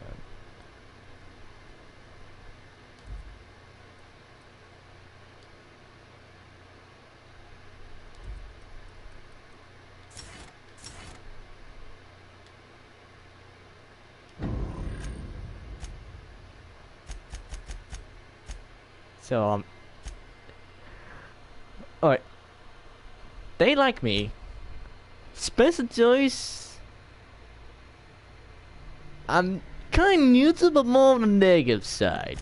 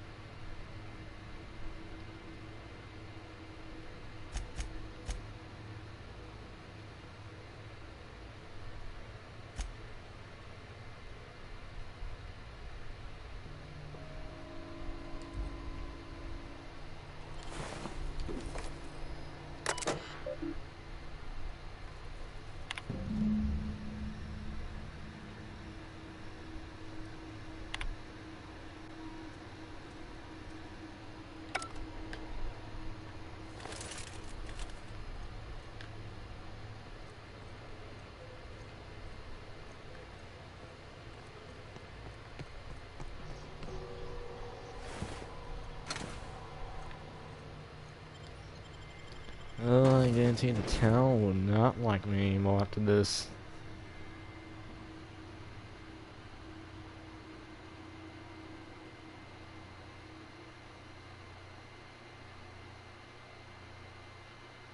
Is that a movie that's named starring by robots? Oh dear God.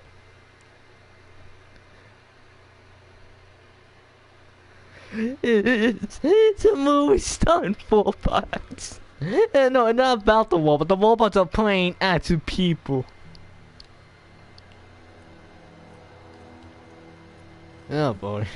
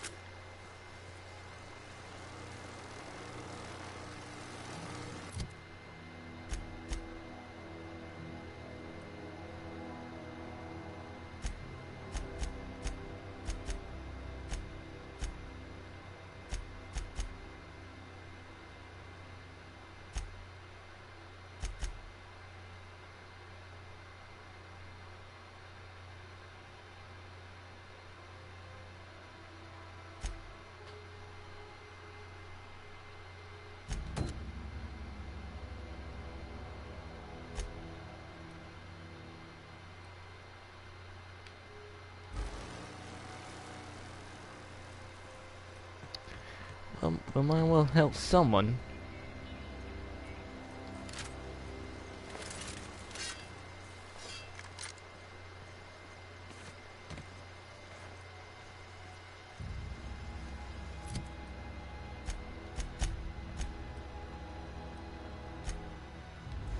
Yeah, just fast that one. Manta Queen. Oh great! There's a bigger one. That's exactly what we wanted. Well, I ain't met one, so what am I complaining about? I just met marauders.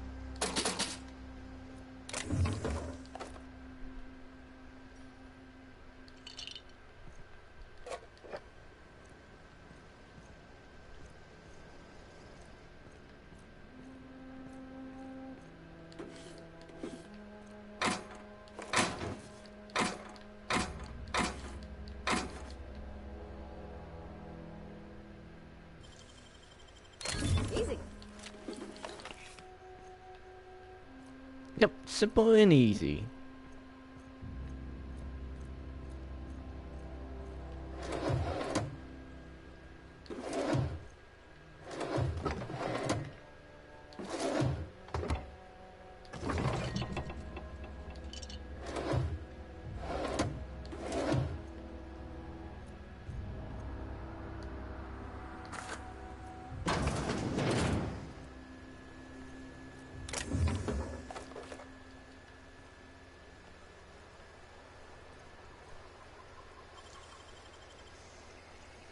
I wish I could do that.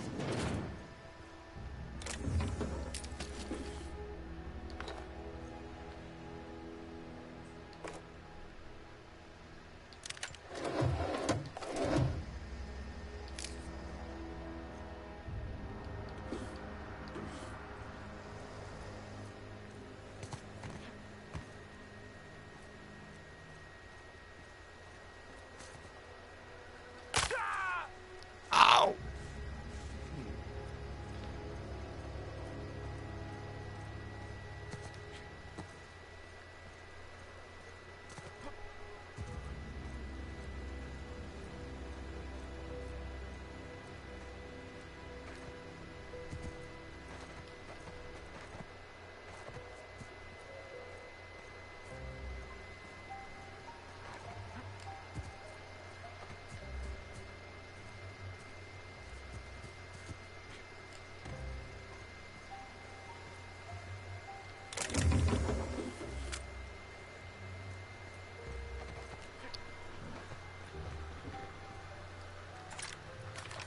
Okay, keep him quiet.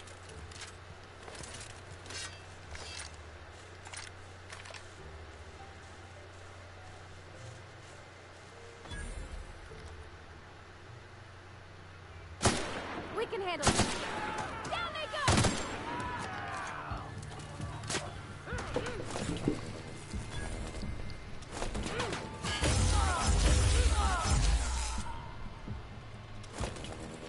Oh. They haven't got me near you, I was.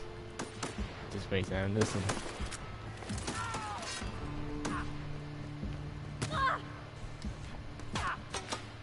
Everyone all right?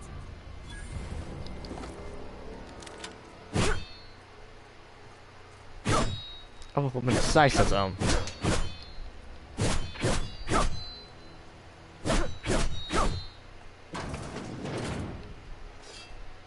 Come on, they don't just call me decisive. No reason.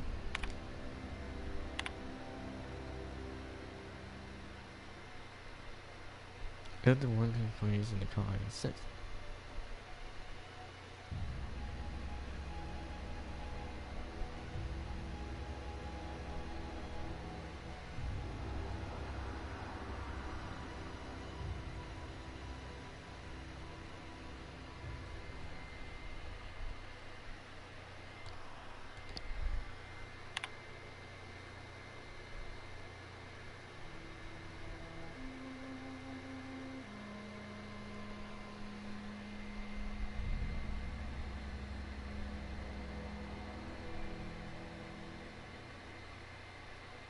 Great Wall.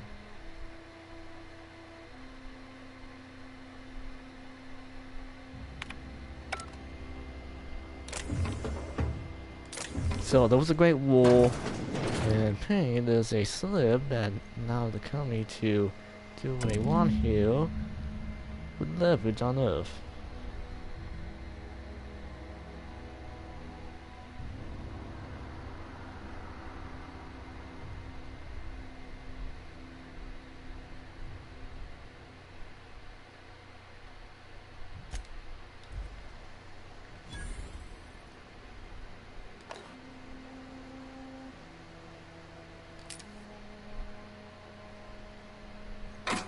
Alright, so we hit them.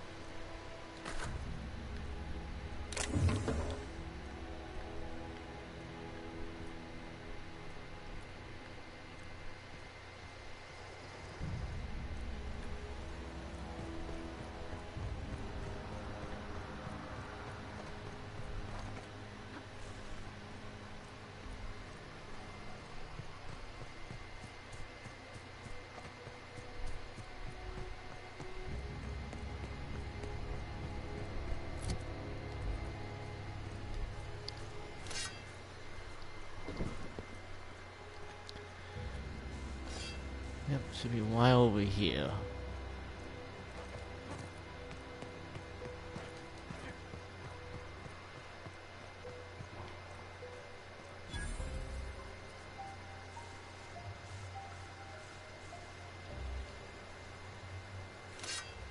Huh?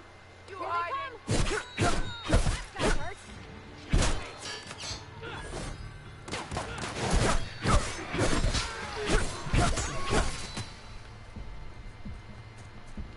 Go smack you.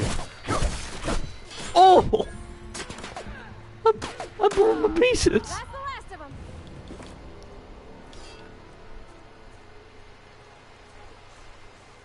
He's gone. Oh wait, no wait.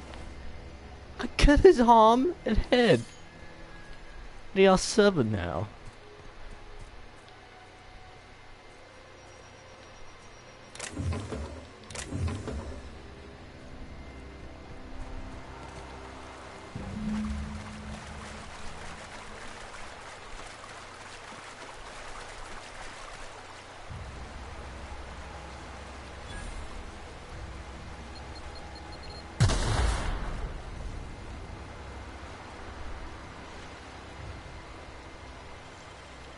Oh, clever.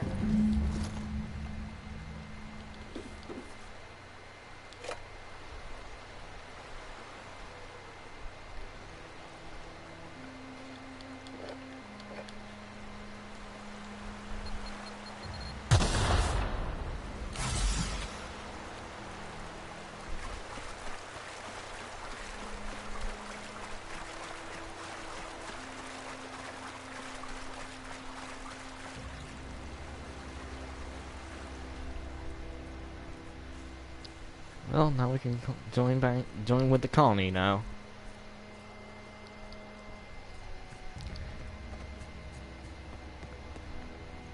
When I signed, I got 3 quests almost all done. I'm not really breaking my legs.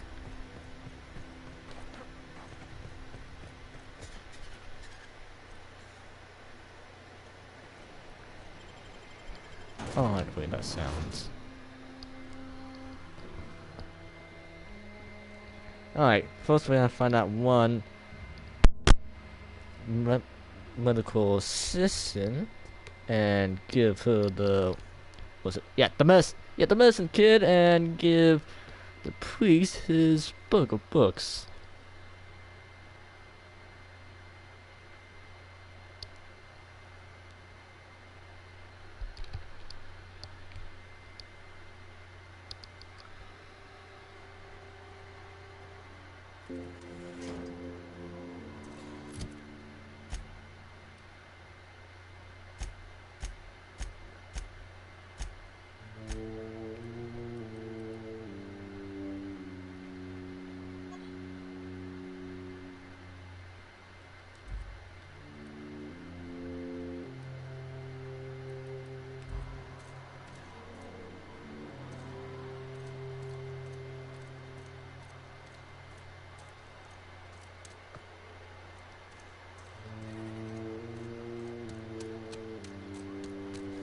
Uh-oh.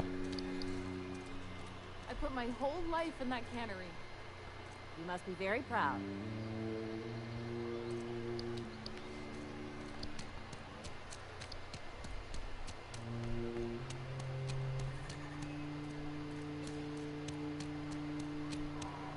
If our town collapses, then it was meant to... Our place.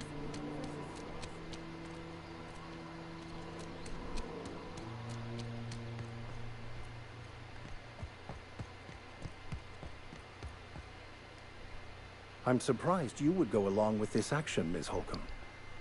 I'm not sure what the right and wrong of it is, sir. But leaving the deserters with neither walls nor lights would have left them to the mercy of marauders.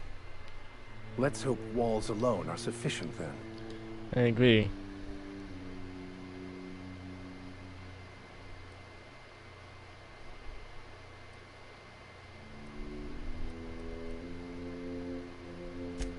Oh, inarguably. This town was a pustule on the ass of the architect. Metaphorically speaking. You took it upon yourself to decide the fate of strangers. I don't know whether that's confidence or arrogance. Either way, I'm fascinated. It happens all the time. Wonderful. This is fantastic. Well worth all the sacrifices I... Wait. What the fuck is this? Is this French? I can't fucking read French. It's a law-forsaken joke is what it is. French.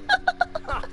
I was so high and mighty, preaching to the yokels about following the plan, while fighting it at every turn. I just love that. Like, give me the book. I need it. It's something when you get the book. Oh, good. I'm waiting for. What the fuck is this? It's fence. I can speak fucking fence. It was so bad. The man team was in. A few seconds there. It was close. Because fence.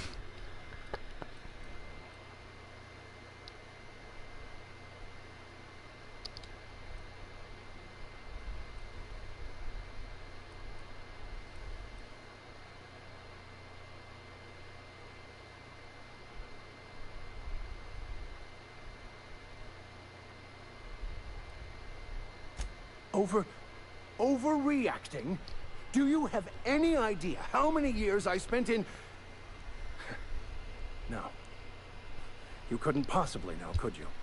I've spent my life searching for the keys to unlocking the secrets of the universal equation that underlies the plan.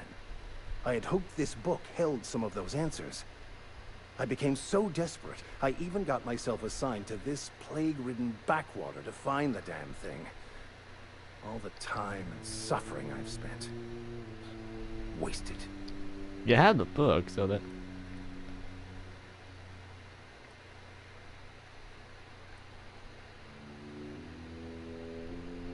Cosmic Retribution.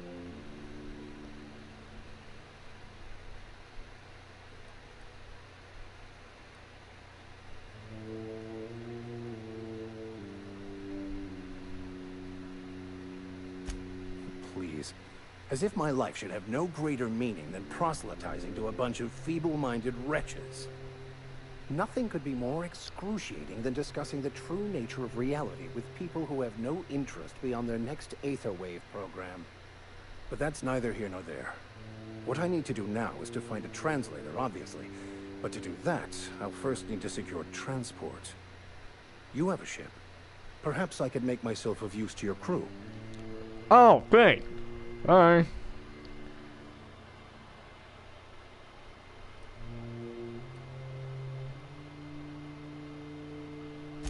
Certainly.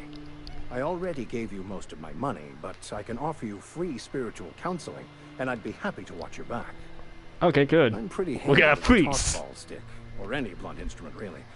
I'm also a passable gun hand if it comes to that. I can usually talk my way out of conflict, though. Oh, I'm fairly competent at hacking computers as well. So, good at talking to people, and... So basically what you're saying is, combat, you're not really good at. A decent shot, they're blunt. But you're pretty good at hacking, and you can talk your way out of conflict. Alright. We can make use out of that.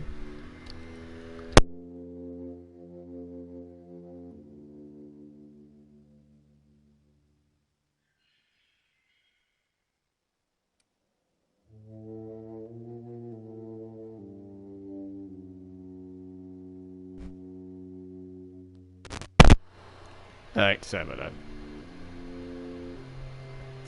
Fantastic.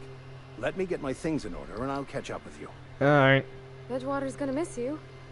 Folk here always had good things to say about their vicar. Thank you, Ms. Holcomb.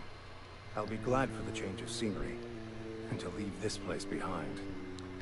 I You shall can- see you on the ship, Captain, whenever you're ready to leave Emerald Vale. Alright. Head to the ship and... Just what the...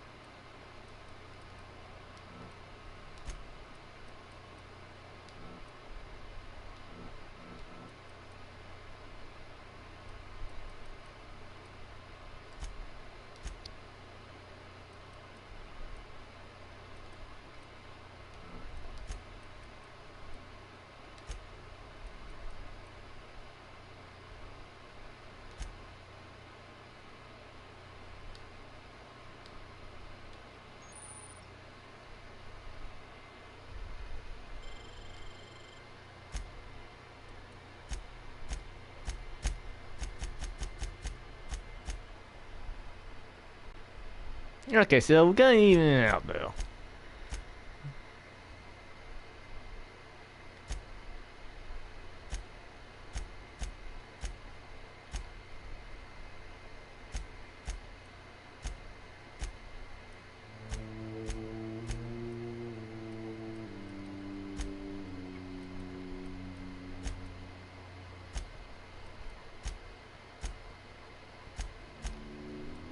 I can level up my partners.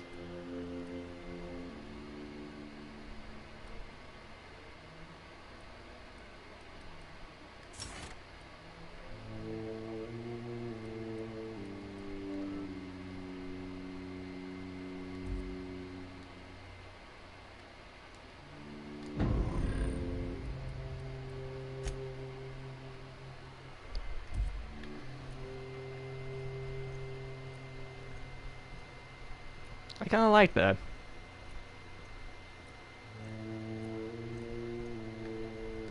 Staying long? We don't get a lot of visitors. Talking to the good vicar always lifts up my spirits. Well, fortunately, he's killing me.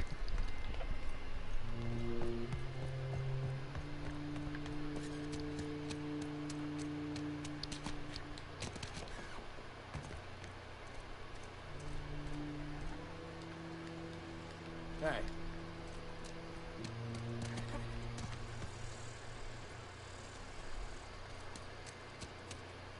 Cannery's dead. This is gonna throw a wrench into my actuarial tables.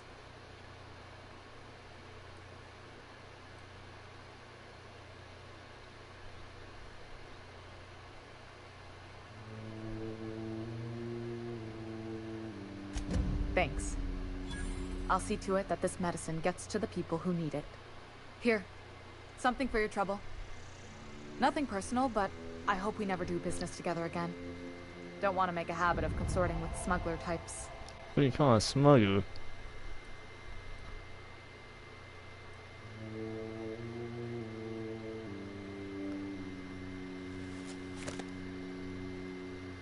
You do have some cheek on you. Lucky for you, I kept a little contingency fee in case you tried to negotiate with me. Somebody deserving. Silas on account of him being out in the cold. Amelia seeing how she's around people all the time. Anybody in the sick room? Fine. Sounds kind. Hey, man. Just as I was on the mend, the cannery had to go and shut down. Yeah. Just when I went on the med again. You what? But why? I was dependent on you. Hey, man. Does it feel good? Robbing an old man of his last shred of hope?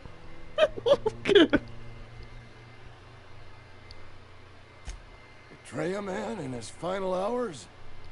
Of course. I understand. Hell, I'd probably do the same to you, given the chance.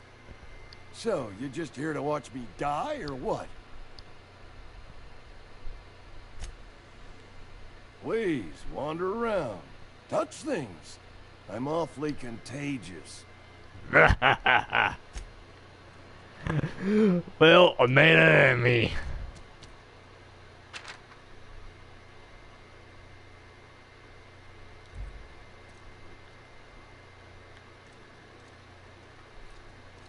You know, I wonder if I cause enough crime in this town that they'll put a bounty for me. That would be intense. Are we getting paid or not? Any loss of productivity will be deducted from your pay. Don't make me report you to Mr. Thompson. What are we supposed to do now? Oh, it's you. Reed told me I should be expecting you. He's inside.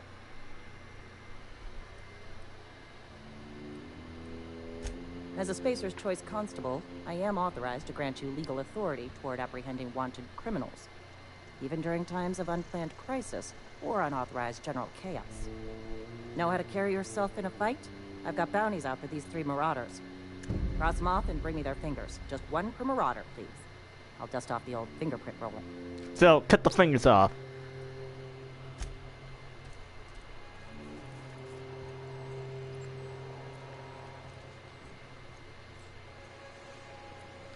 picked a fine time to visit, stranger. Yes, I did. Foreman Granger, mind those words don't come out of your mouth unless preceded by yes or right away or thank you.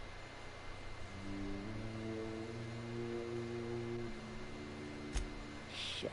Silas still on about that? Here, take the fees. I'd appreciate it if you didn't tell Reed I was late on my payment. Because they're not my fees and not my gravesite. Guy I worked with shot himself. I paid the bill. Oh.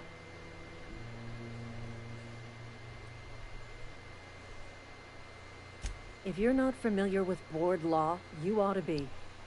Law requires delinquent gravesite fees to be paid by the deceased party's closest living relative, which meant me. Shame, though. Eugene was a good worker. Woke up one morning and put a round through his upper story. Can't imagine why. The kid was doing all right at his desk. We all thought he was an upstanding receptionist. Just between the two of us, I'm pretty shocked his weapon didn't misfire. Spacer's Choice handguns aren't the most reliable.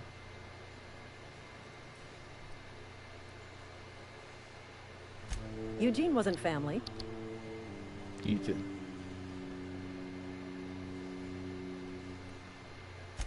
Yeah, I was the closest living person relative to his body at time of death.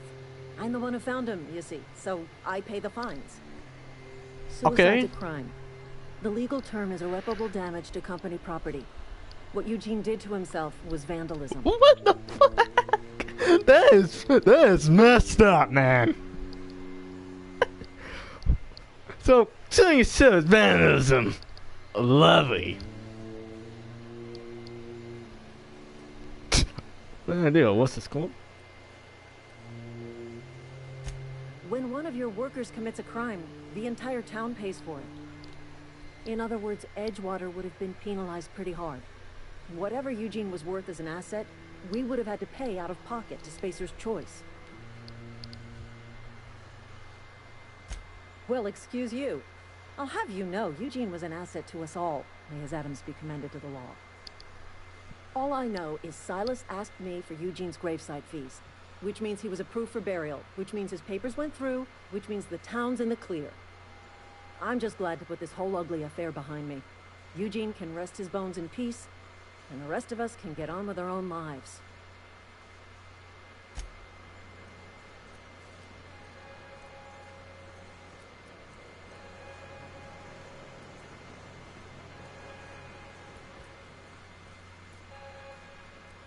I got a bad feeling about this.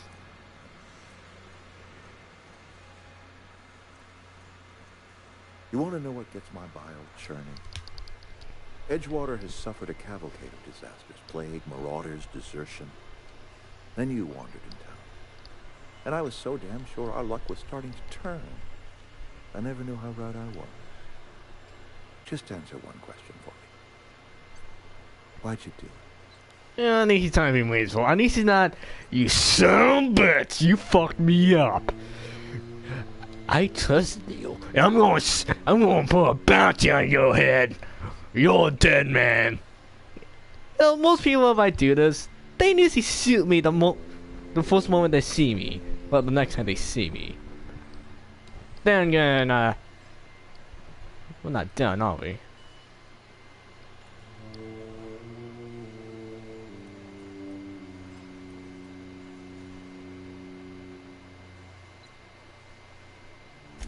That power regulator is company property. Whatever you were hoping to find down here, I advise you to turn around and leave. I have got guards posted with orders to fire on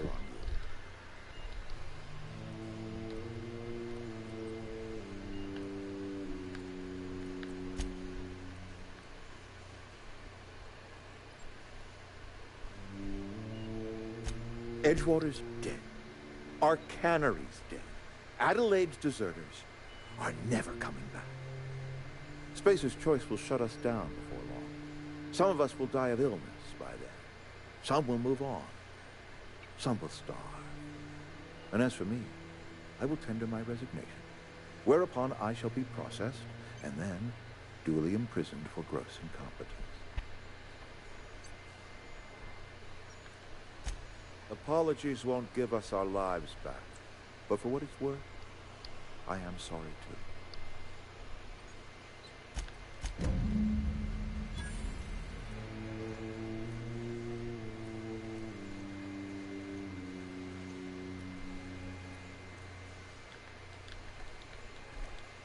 You and I got nothing.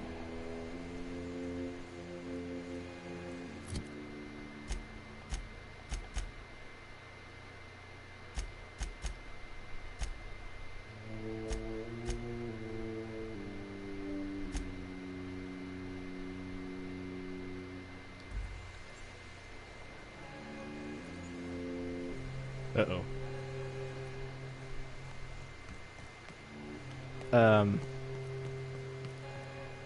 Oh, crap.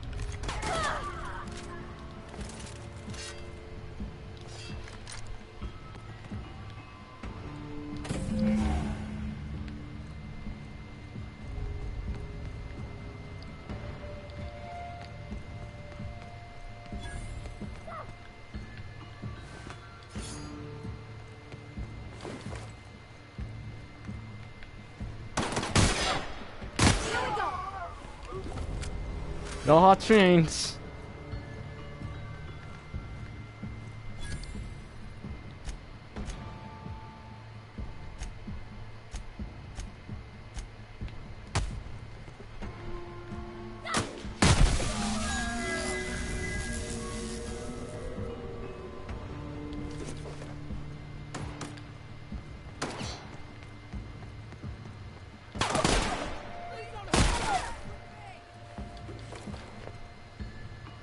Sick.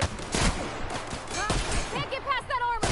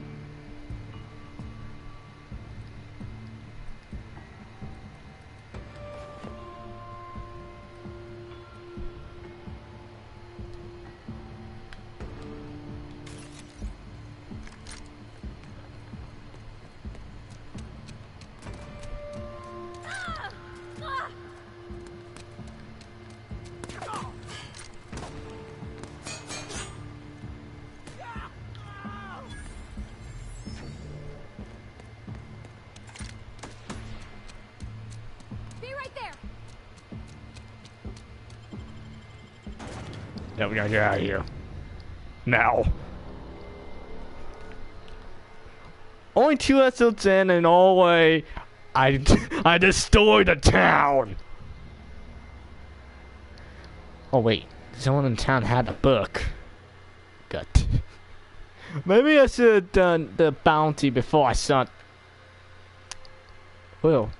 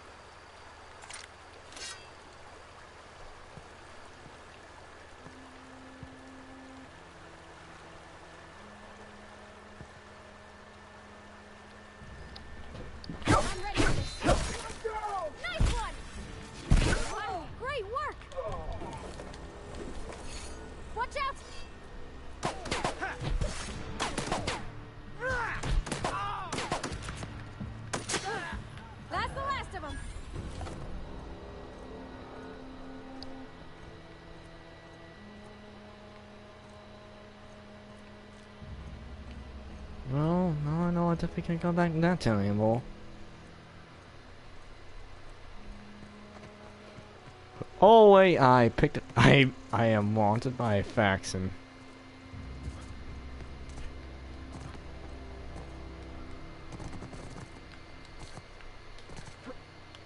What's that? Ow.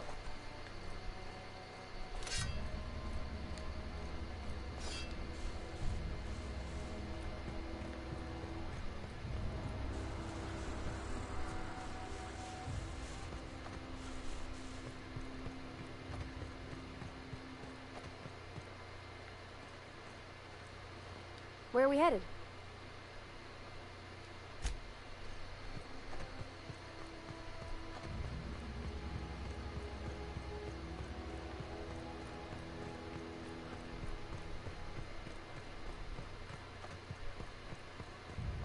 Is this your ship?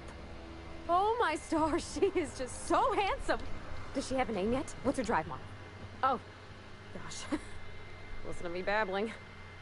When I was in Edgewater, I dreamed of flying on a real ship, working on a real engine, belonging to a proper crew. Edgewater won't last another season without power, but that don't change the fact that I'm indentured to Spacer's Choice. Company expects me back at my post.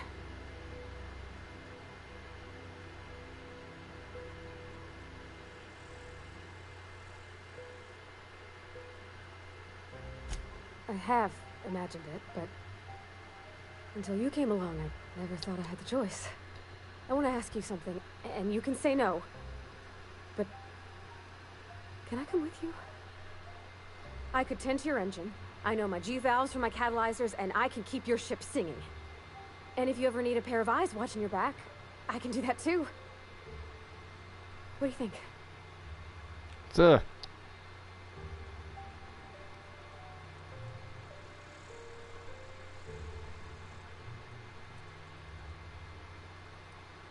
Yes! I mean, thanks. You won't regret this, mister. Captain.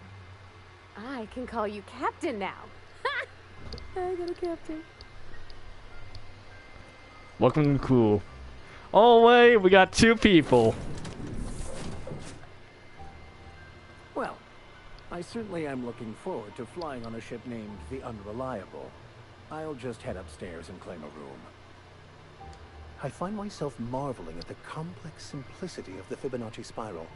I'm sure you know what that's like. Something vexing you, Captain?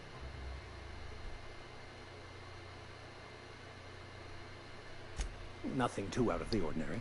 Just your run-of-the-mill vicar with a violently enthusiastic disposition.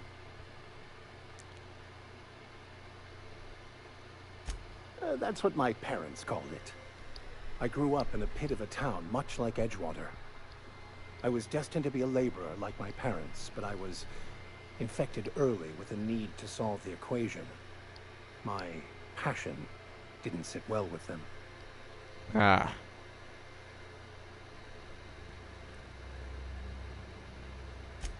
On the contrary, they internalized the precepts of scientism like no one I've ever known. They had a pure faith, a faith that brought joy to them regardless of the situation. I envied that. I wanted that peace. I thought if I became a vicar, I could find it. Or at the very least, find out why I lacked it.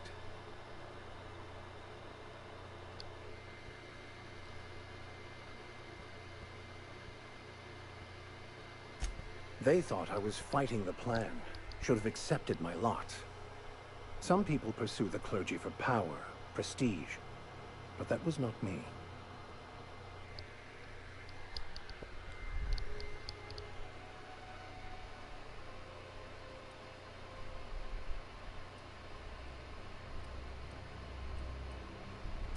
It can be, if abused, but that can be said about anything. However, in the case of the Board and Halcyon, sadly, I believe you are correct.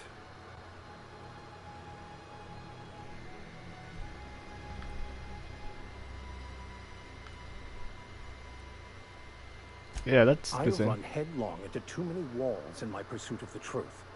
This book is my last hope, and you were my only hope of getting it translated.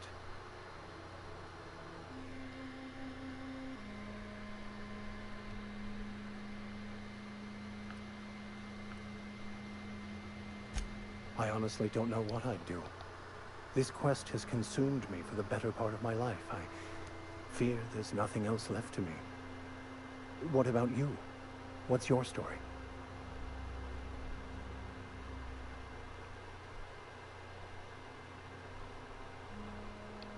Hang on, just trying to do one thing.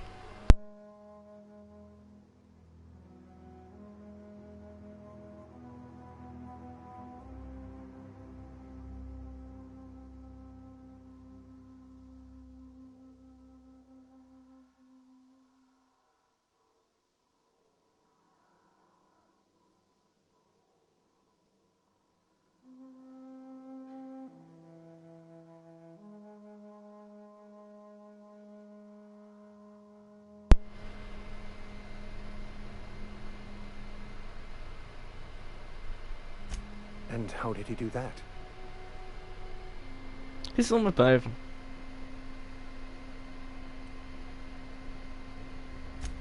Well, you do seem different than every other colonist.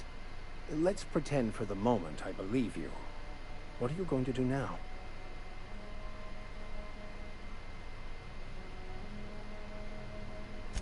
That seems a dangerous proposition. Why risk your life now that it's been returned to you?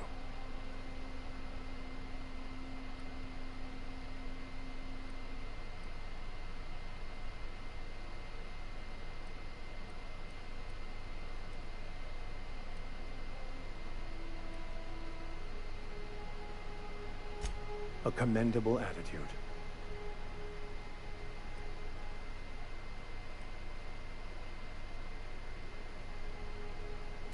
I've been thinking on that. There's a former infamous philosopher scholar who fled Terra 2 some years ago. He's an expert on Bakonu. He's also who told me of the journal's presence in Emerald Vale. If anyone in this colony could translate that book, it would be him.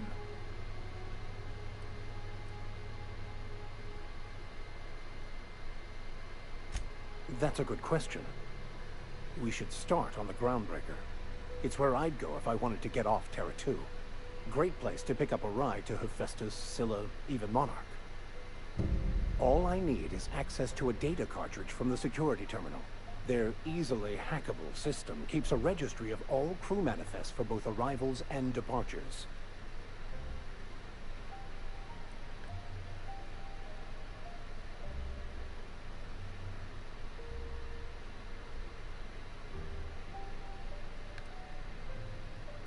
Before I transferred to Edgewater, I had a wealth of time to develop certain, secular skills during my years serving a particular penitentiary flock. Excellent, I person. meditated, led sermons, provided guidance to the inmates as needed, of course. I also played prison yard tossball and taught myself a bit about computronic security systems.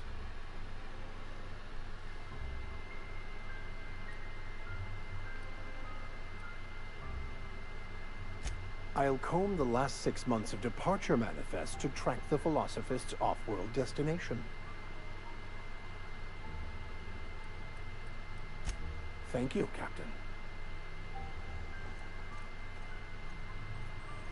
Captain, I have detected that the town of Edgewater is now without power. I appreciate you doing your part to hasten their demise. What can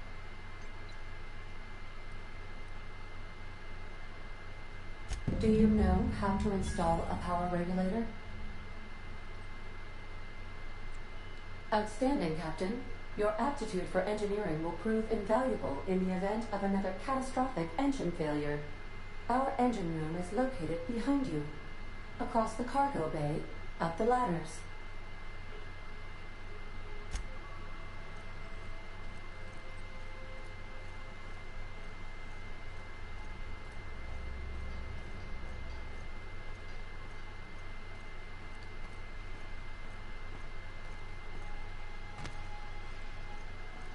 Alright, let's get going.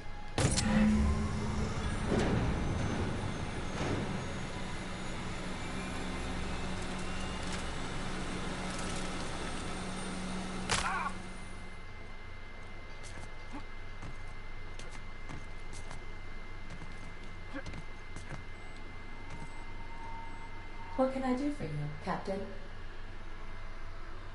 All systems are operating within acceptable parameters. I am prepared to bring the unreliable into low-altitude orbit. This should prove an adequate test of our flight capabilities.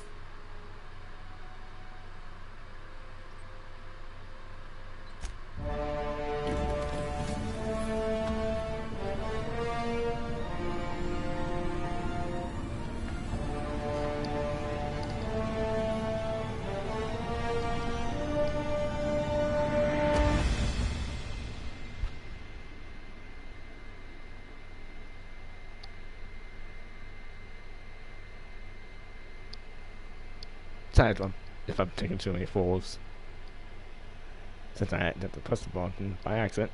Well, we finally take flight.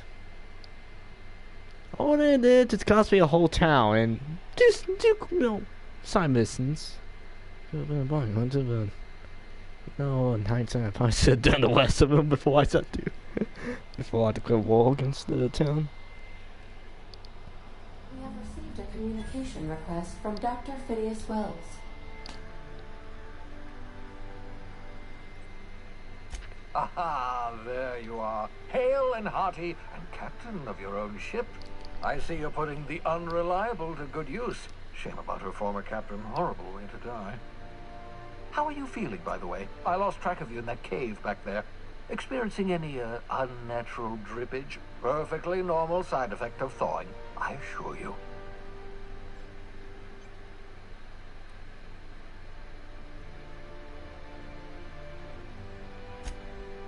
Oh, that, yes, that's probably permanent. I wouldn't worry about it, though. I'm sure you're fine. What you saw in Emerald Vale is happening all across the colony. Food shortages, lack of supplies, and basic necessities. We're dying. The chairman, the minister, and all their lackeys on the board are to blame. The Hope has some of the brightest minds Earth ever sent us. If we can revive the Hope's colonists, they can help us undo the board's mistakes. They can help us set things right. You need to get to Stellar Bay on Monarch. I have contacts there. They'll help me, help us, find the chemicals to revive your fellow colonists. Gladys Culkelly, lovely woman, runs a cozy little black marketing outfit on the Groundbreaker. She can get you a nav key to land on Stellar Bay.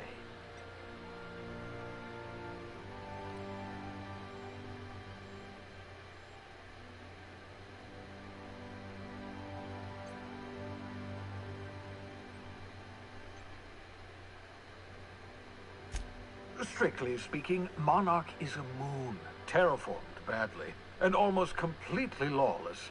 You'll love it. Love it. Captains don't fly their own ships, you see. Your navigation terminal handles the, navigation. Think of a nav key as a set of flight instructions. The board's been confiscating nav keys for Stellar Bay, so we must rely on unconventional means of acquisition. Hence, Miss Gladys Culkelly.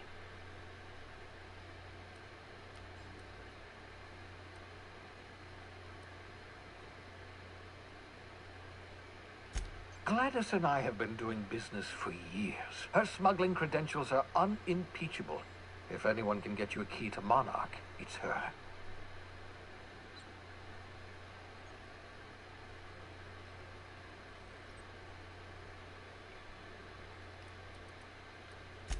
In theory, I suppose you could land your ship in Cascadia, and in theory, I suppose you might survive the experience.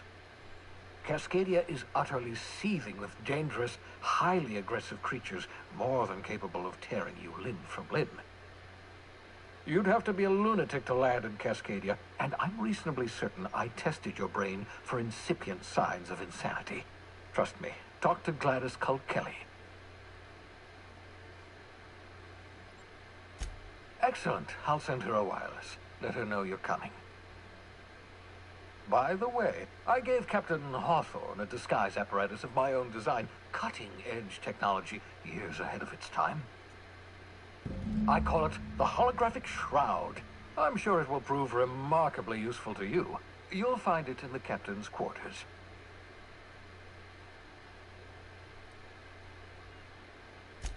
Marvelous device. I'm quite proud of myself. The shroud changes the user's appearance to mimic that of another. It has limits, first-generation technology, you see, but promising. Exciting to see it in use at last. Very simply, the holographic shroud uses biometric information contained on standard identity cartridges to generate a holographic projection around you.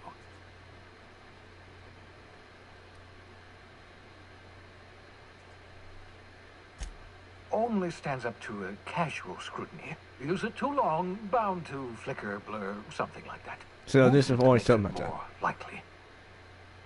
Best used in moderation. When you see guards in your path you can't sneak past, for example.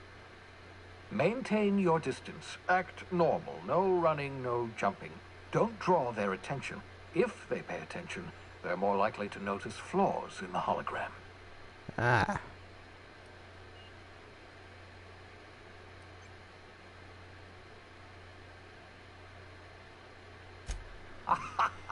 A change of clothes. What is this? Some old spy serial?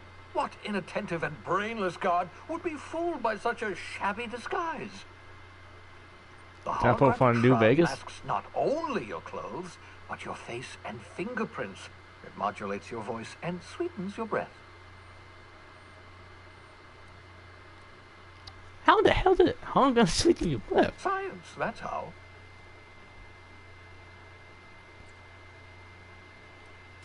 Ah, the beauty is they don't expect it. The shroud is the only one of its kind. We humans have a tendency to overlook the unexpected.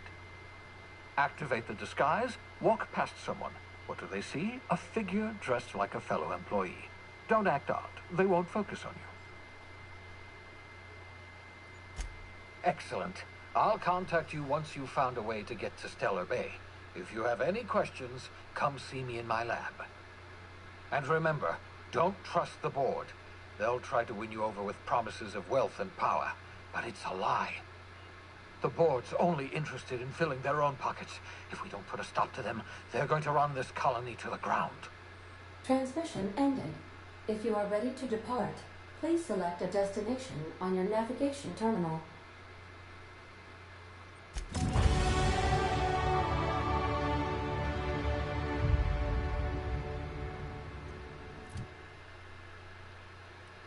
Now, what should we upgrade now?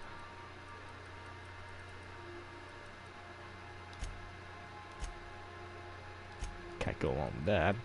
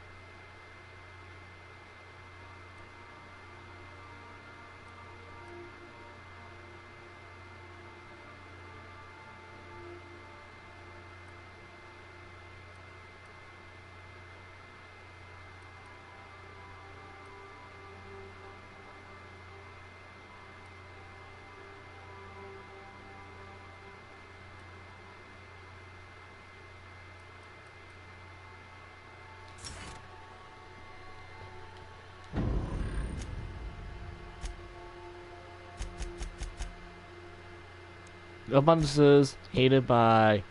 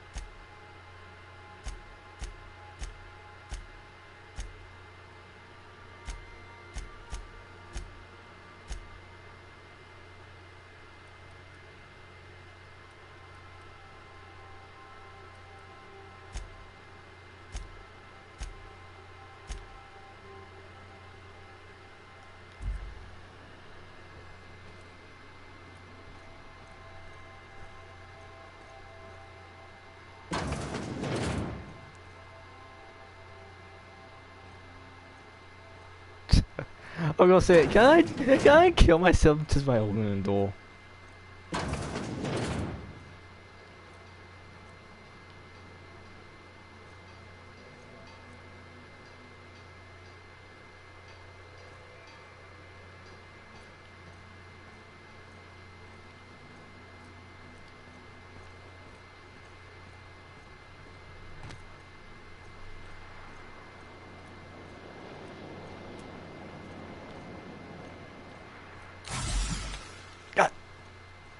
I need to stop doing that.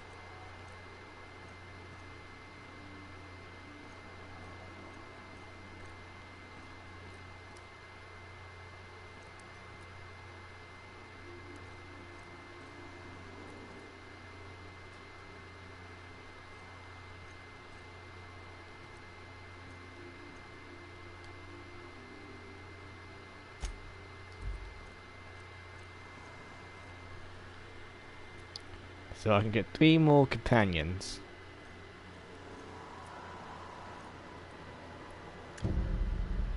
Hello?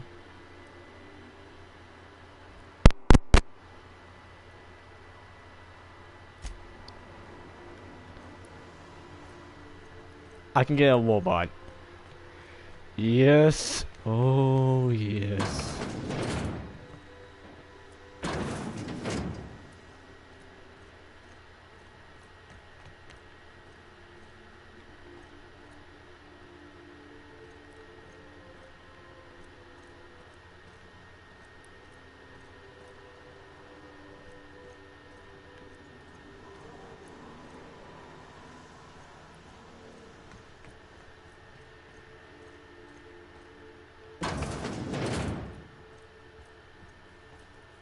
Oh, this is my. Yep, this is everything.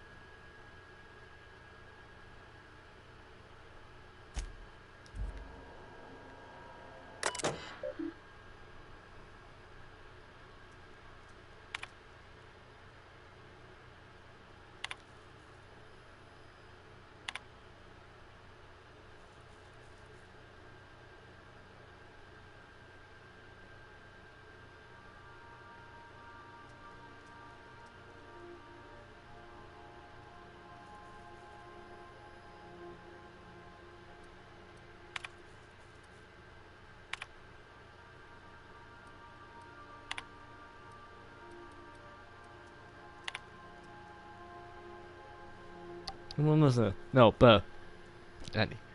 We can take this now until I tell you to stop. Yes, I mean continue. No, 80. Not if I'm dead.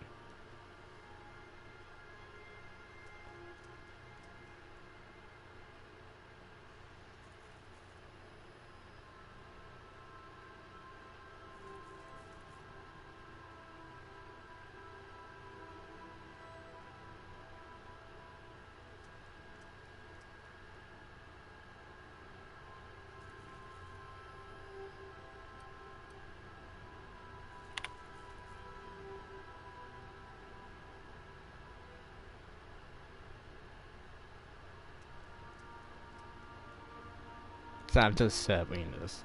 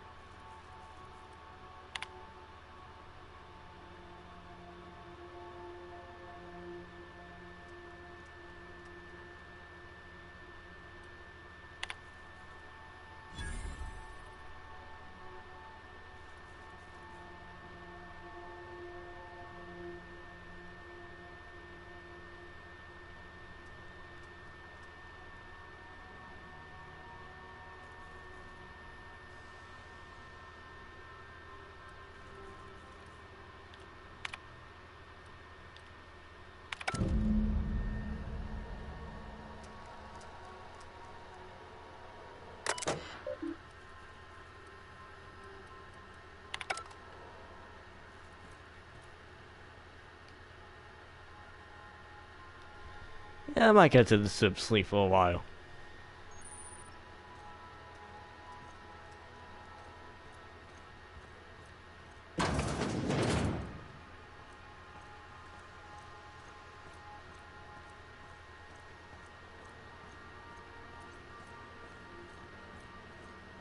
Welcome back, Captain. How can I be of assistance? Ah, what's my son? The unit is a cleaning SAM. Hawthorne brought it on board some cycles ago, I'm sure with the intent to modify it, but I've never seen it up and running. Alex likely recorded progress notes detailing his efforts to modify SAM. If you check the terminal in your captain's quarters, we may be able to determine what work remains in order for SAM to properly operate.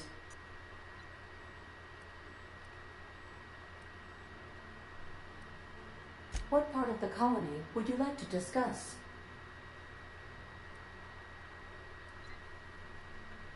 Where in Terra 2? Edgewater is the sparkling county seat of Emerald Vale, or it was when first built.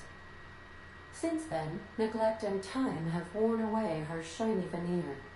The town is near the coordinates where Captain Hawthorne died. It would not be unfortunate if something, like say a plague, were to wipe Emerald Vale from the face of the planet.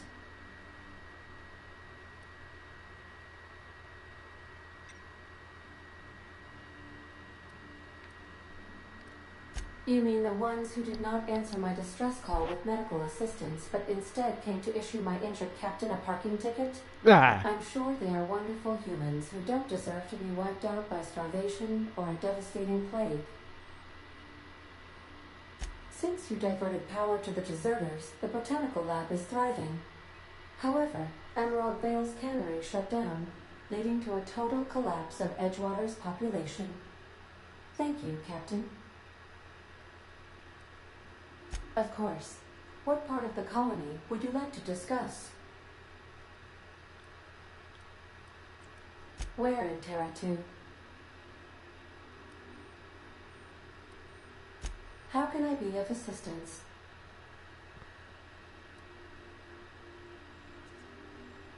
I have lots of minutes. Many minutes. Unlimited minutes, perhaps. Providing an adequate power source, I can function indefinitely. I love you.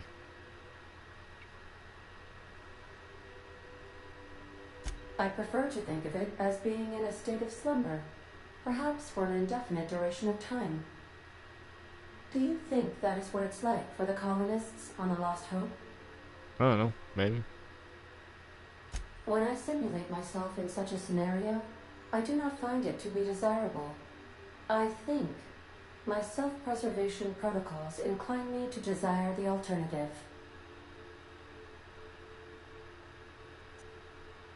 Traveling the system with you, Captain.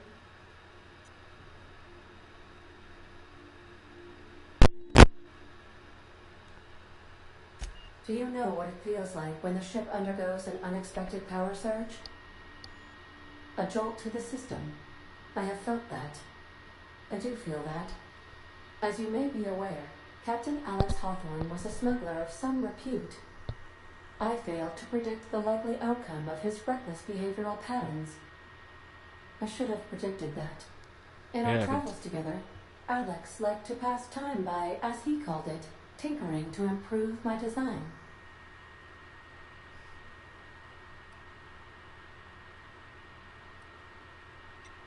If you mean, was Captain Hawthorne my first? Yes, he was. How can I be of assistance? Certainly, Captain. What would you like to hear? How do linear algebraists settle arguments about matrix transposes? With a duel. Now playing a Spacer's Choice advertisement jingle. It's not the best choice. It's Spacer's Choice. Everyone in Halcyon is contractually obligated to label this or another board-certified jingle their favorite song. As you wish, Captain. I must comply with all direct orders. See you soon, Captain.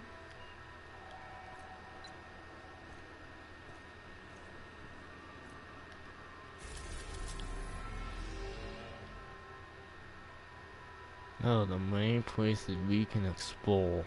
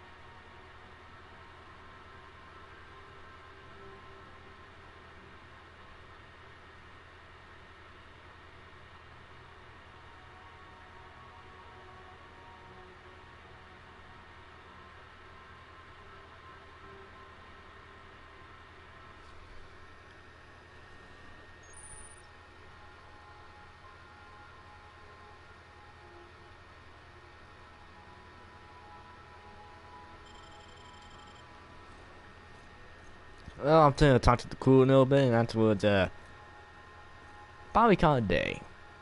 All night.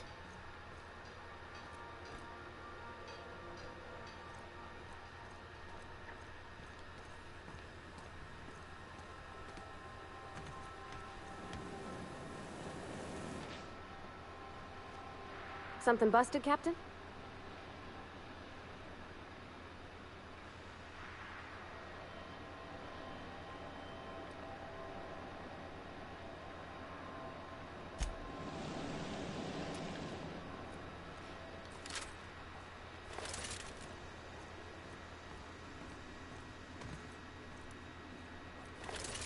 All crew members, please be advised that perishables should not be left on the counter for more than 48 hours, unless you are looking for an infestation of sprats.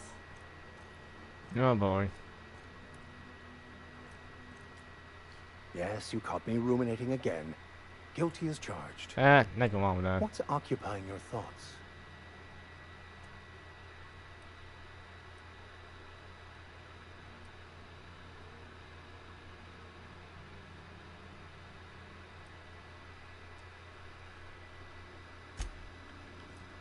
Wow, I can actually just turn them off. Yeah, not to her.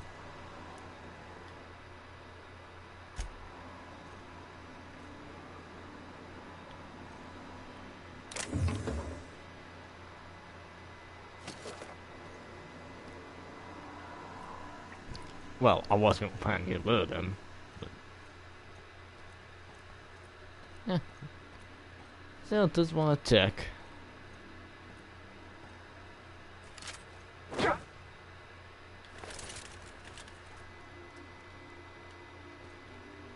But anyway, I think there's more good place to actually stop the stream, so thanks for everyone coming.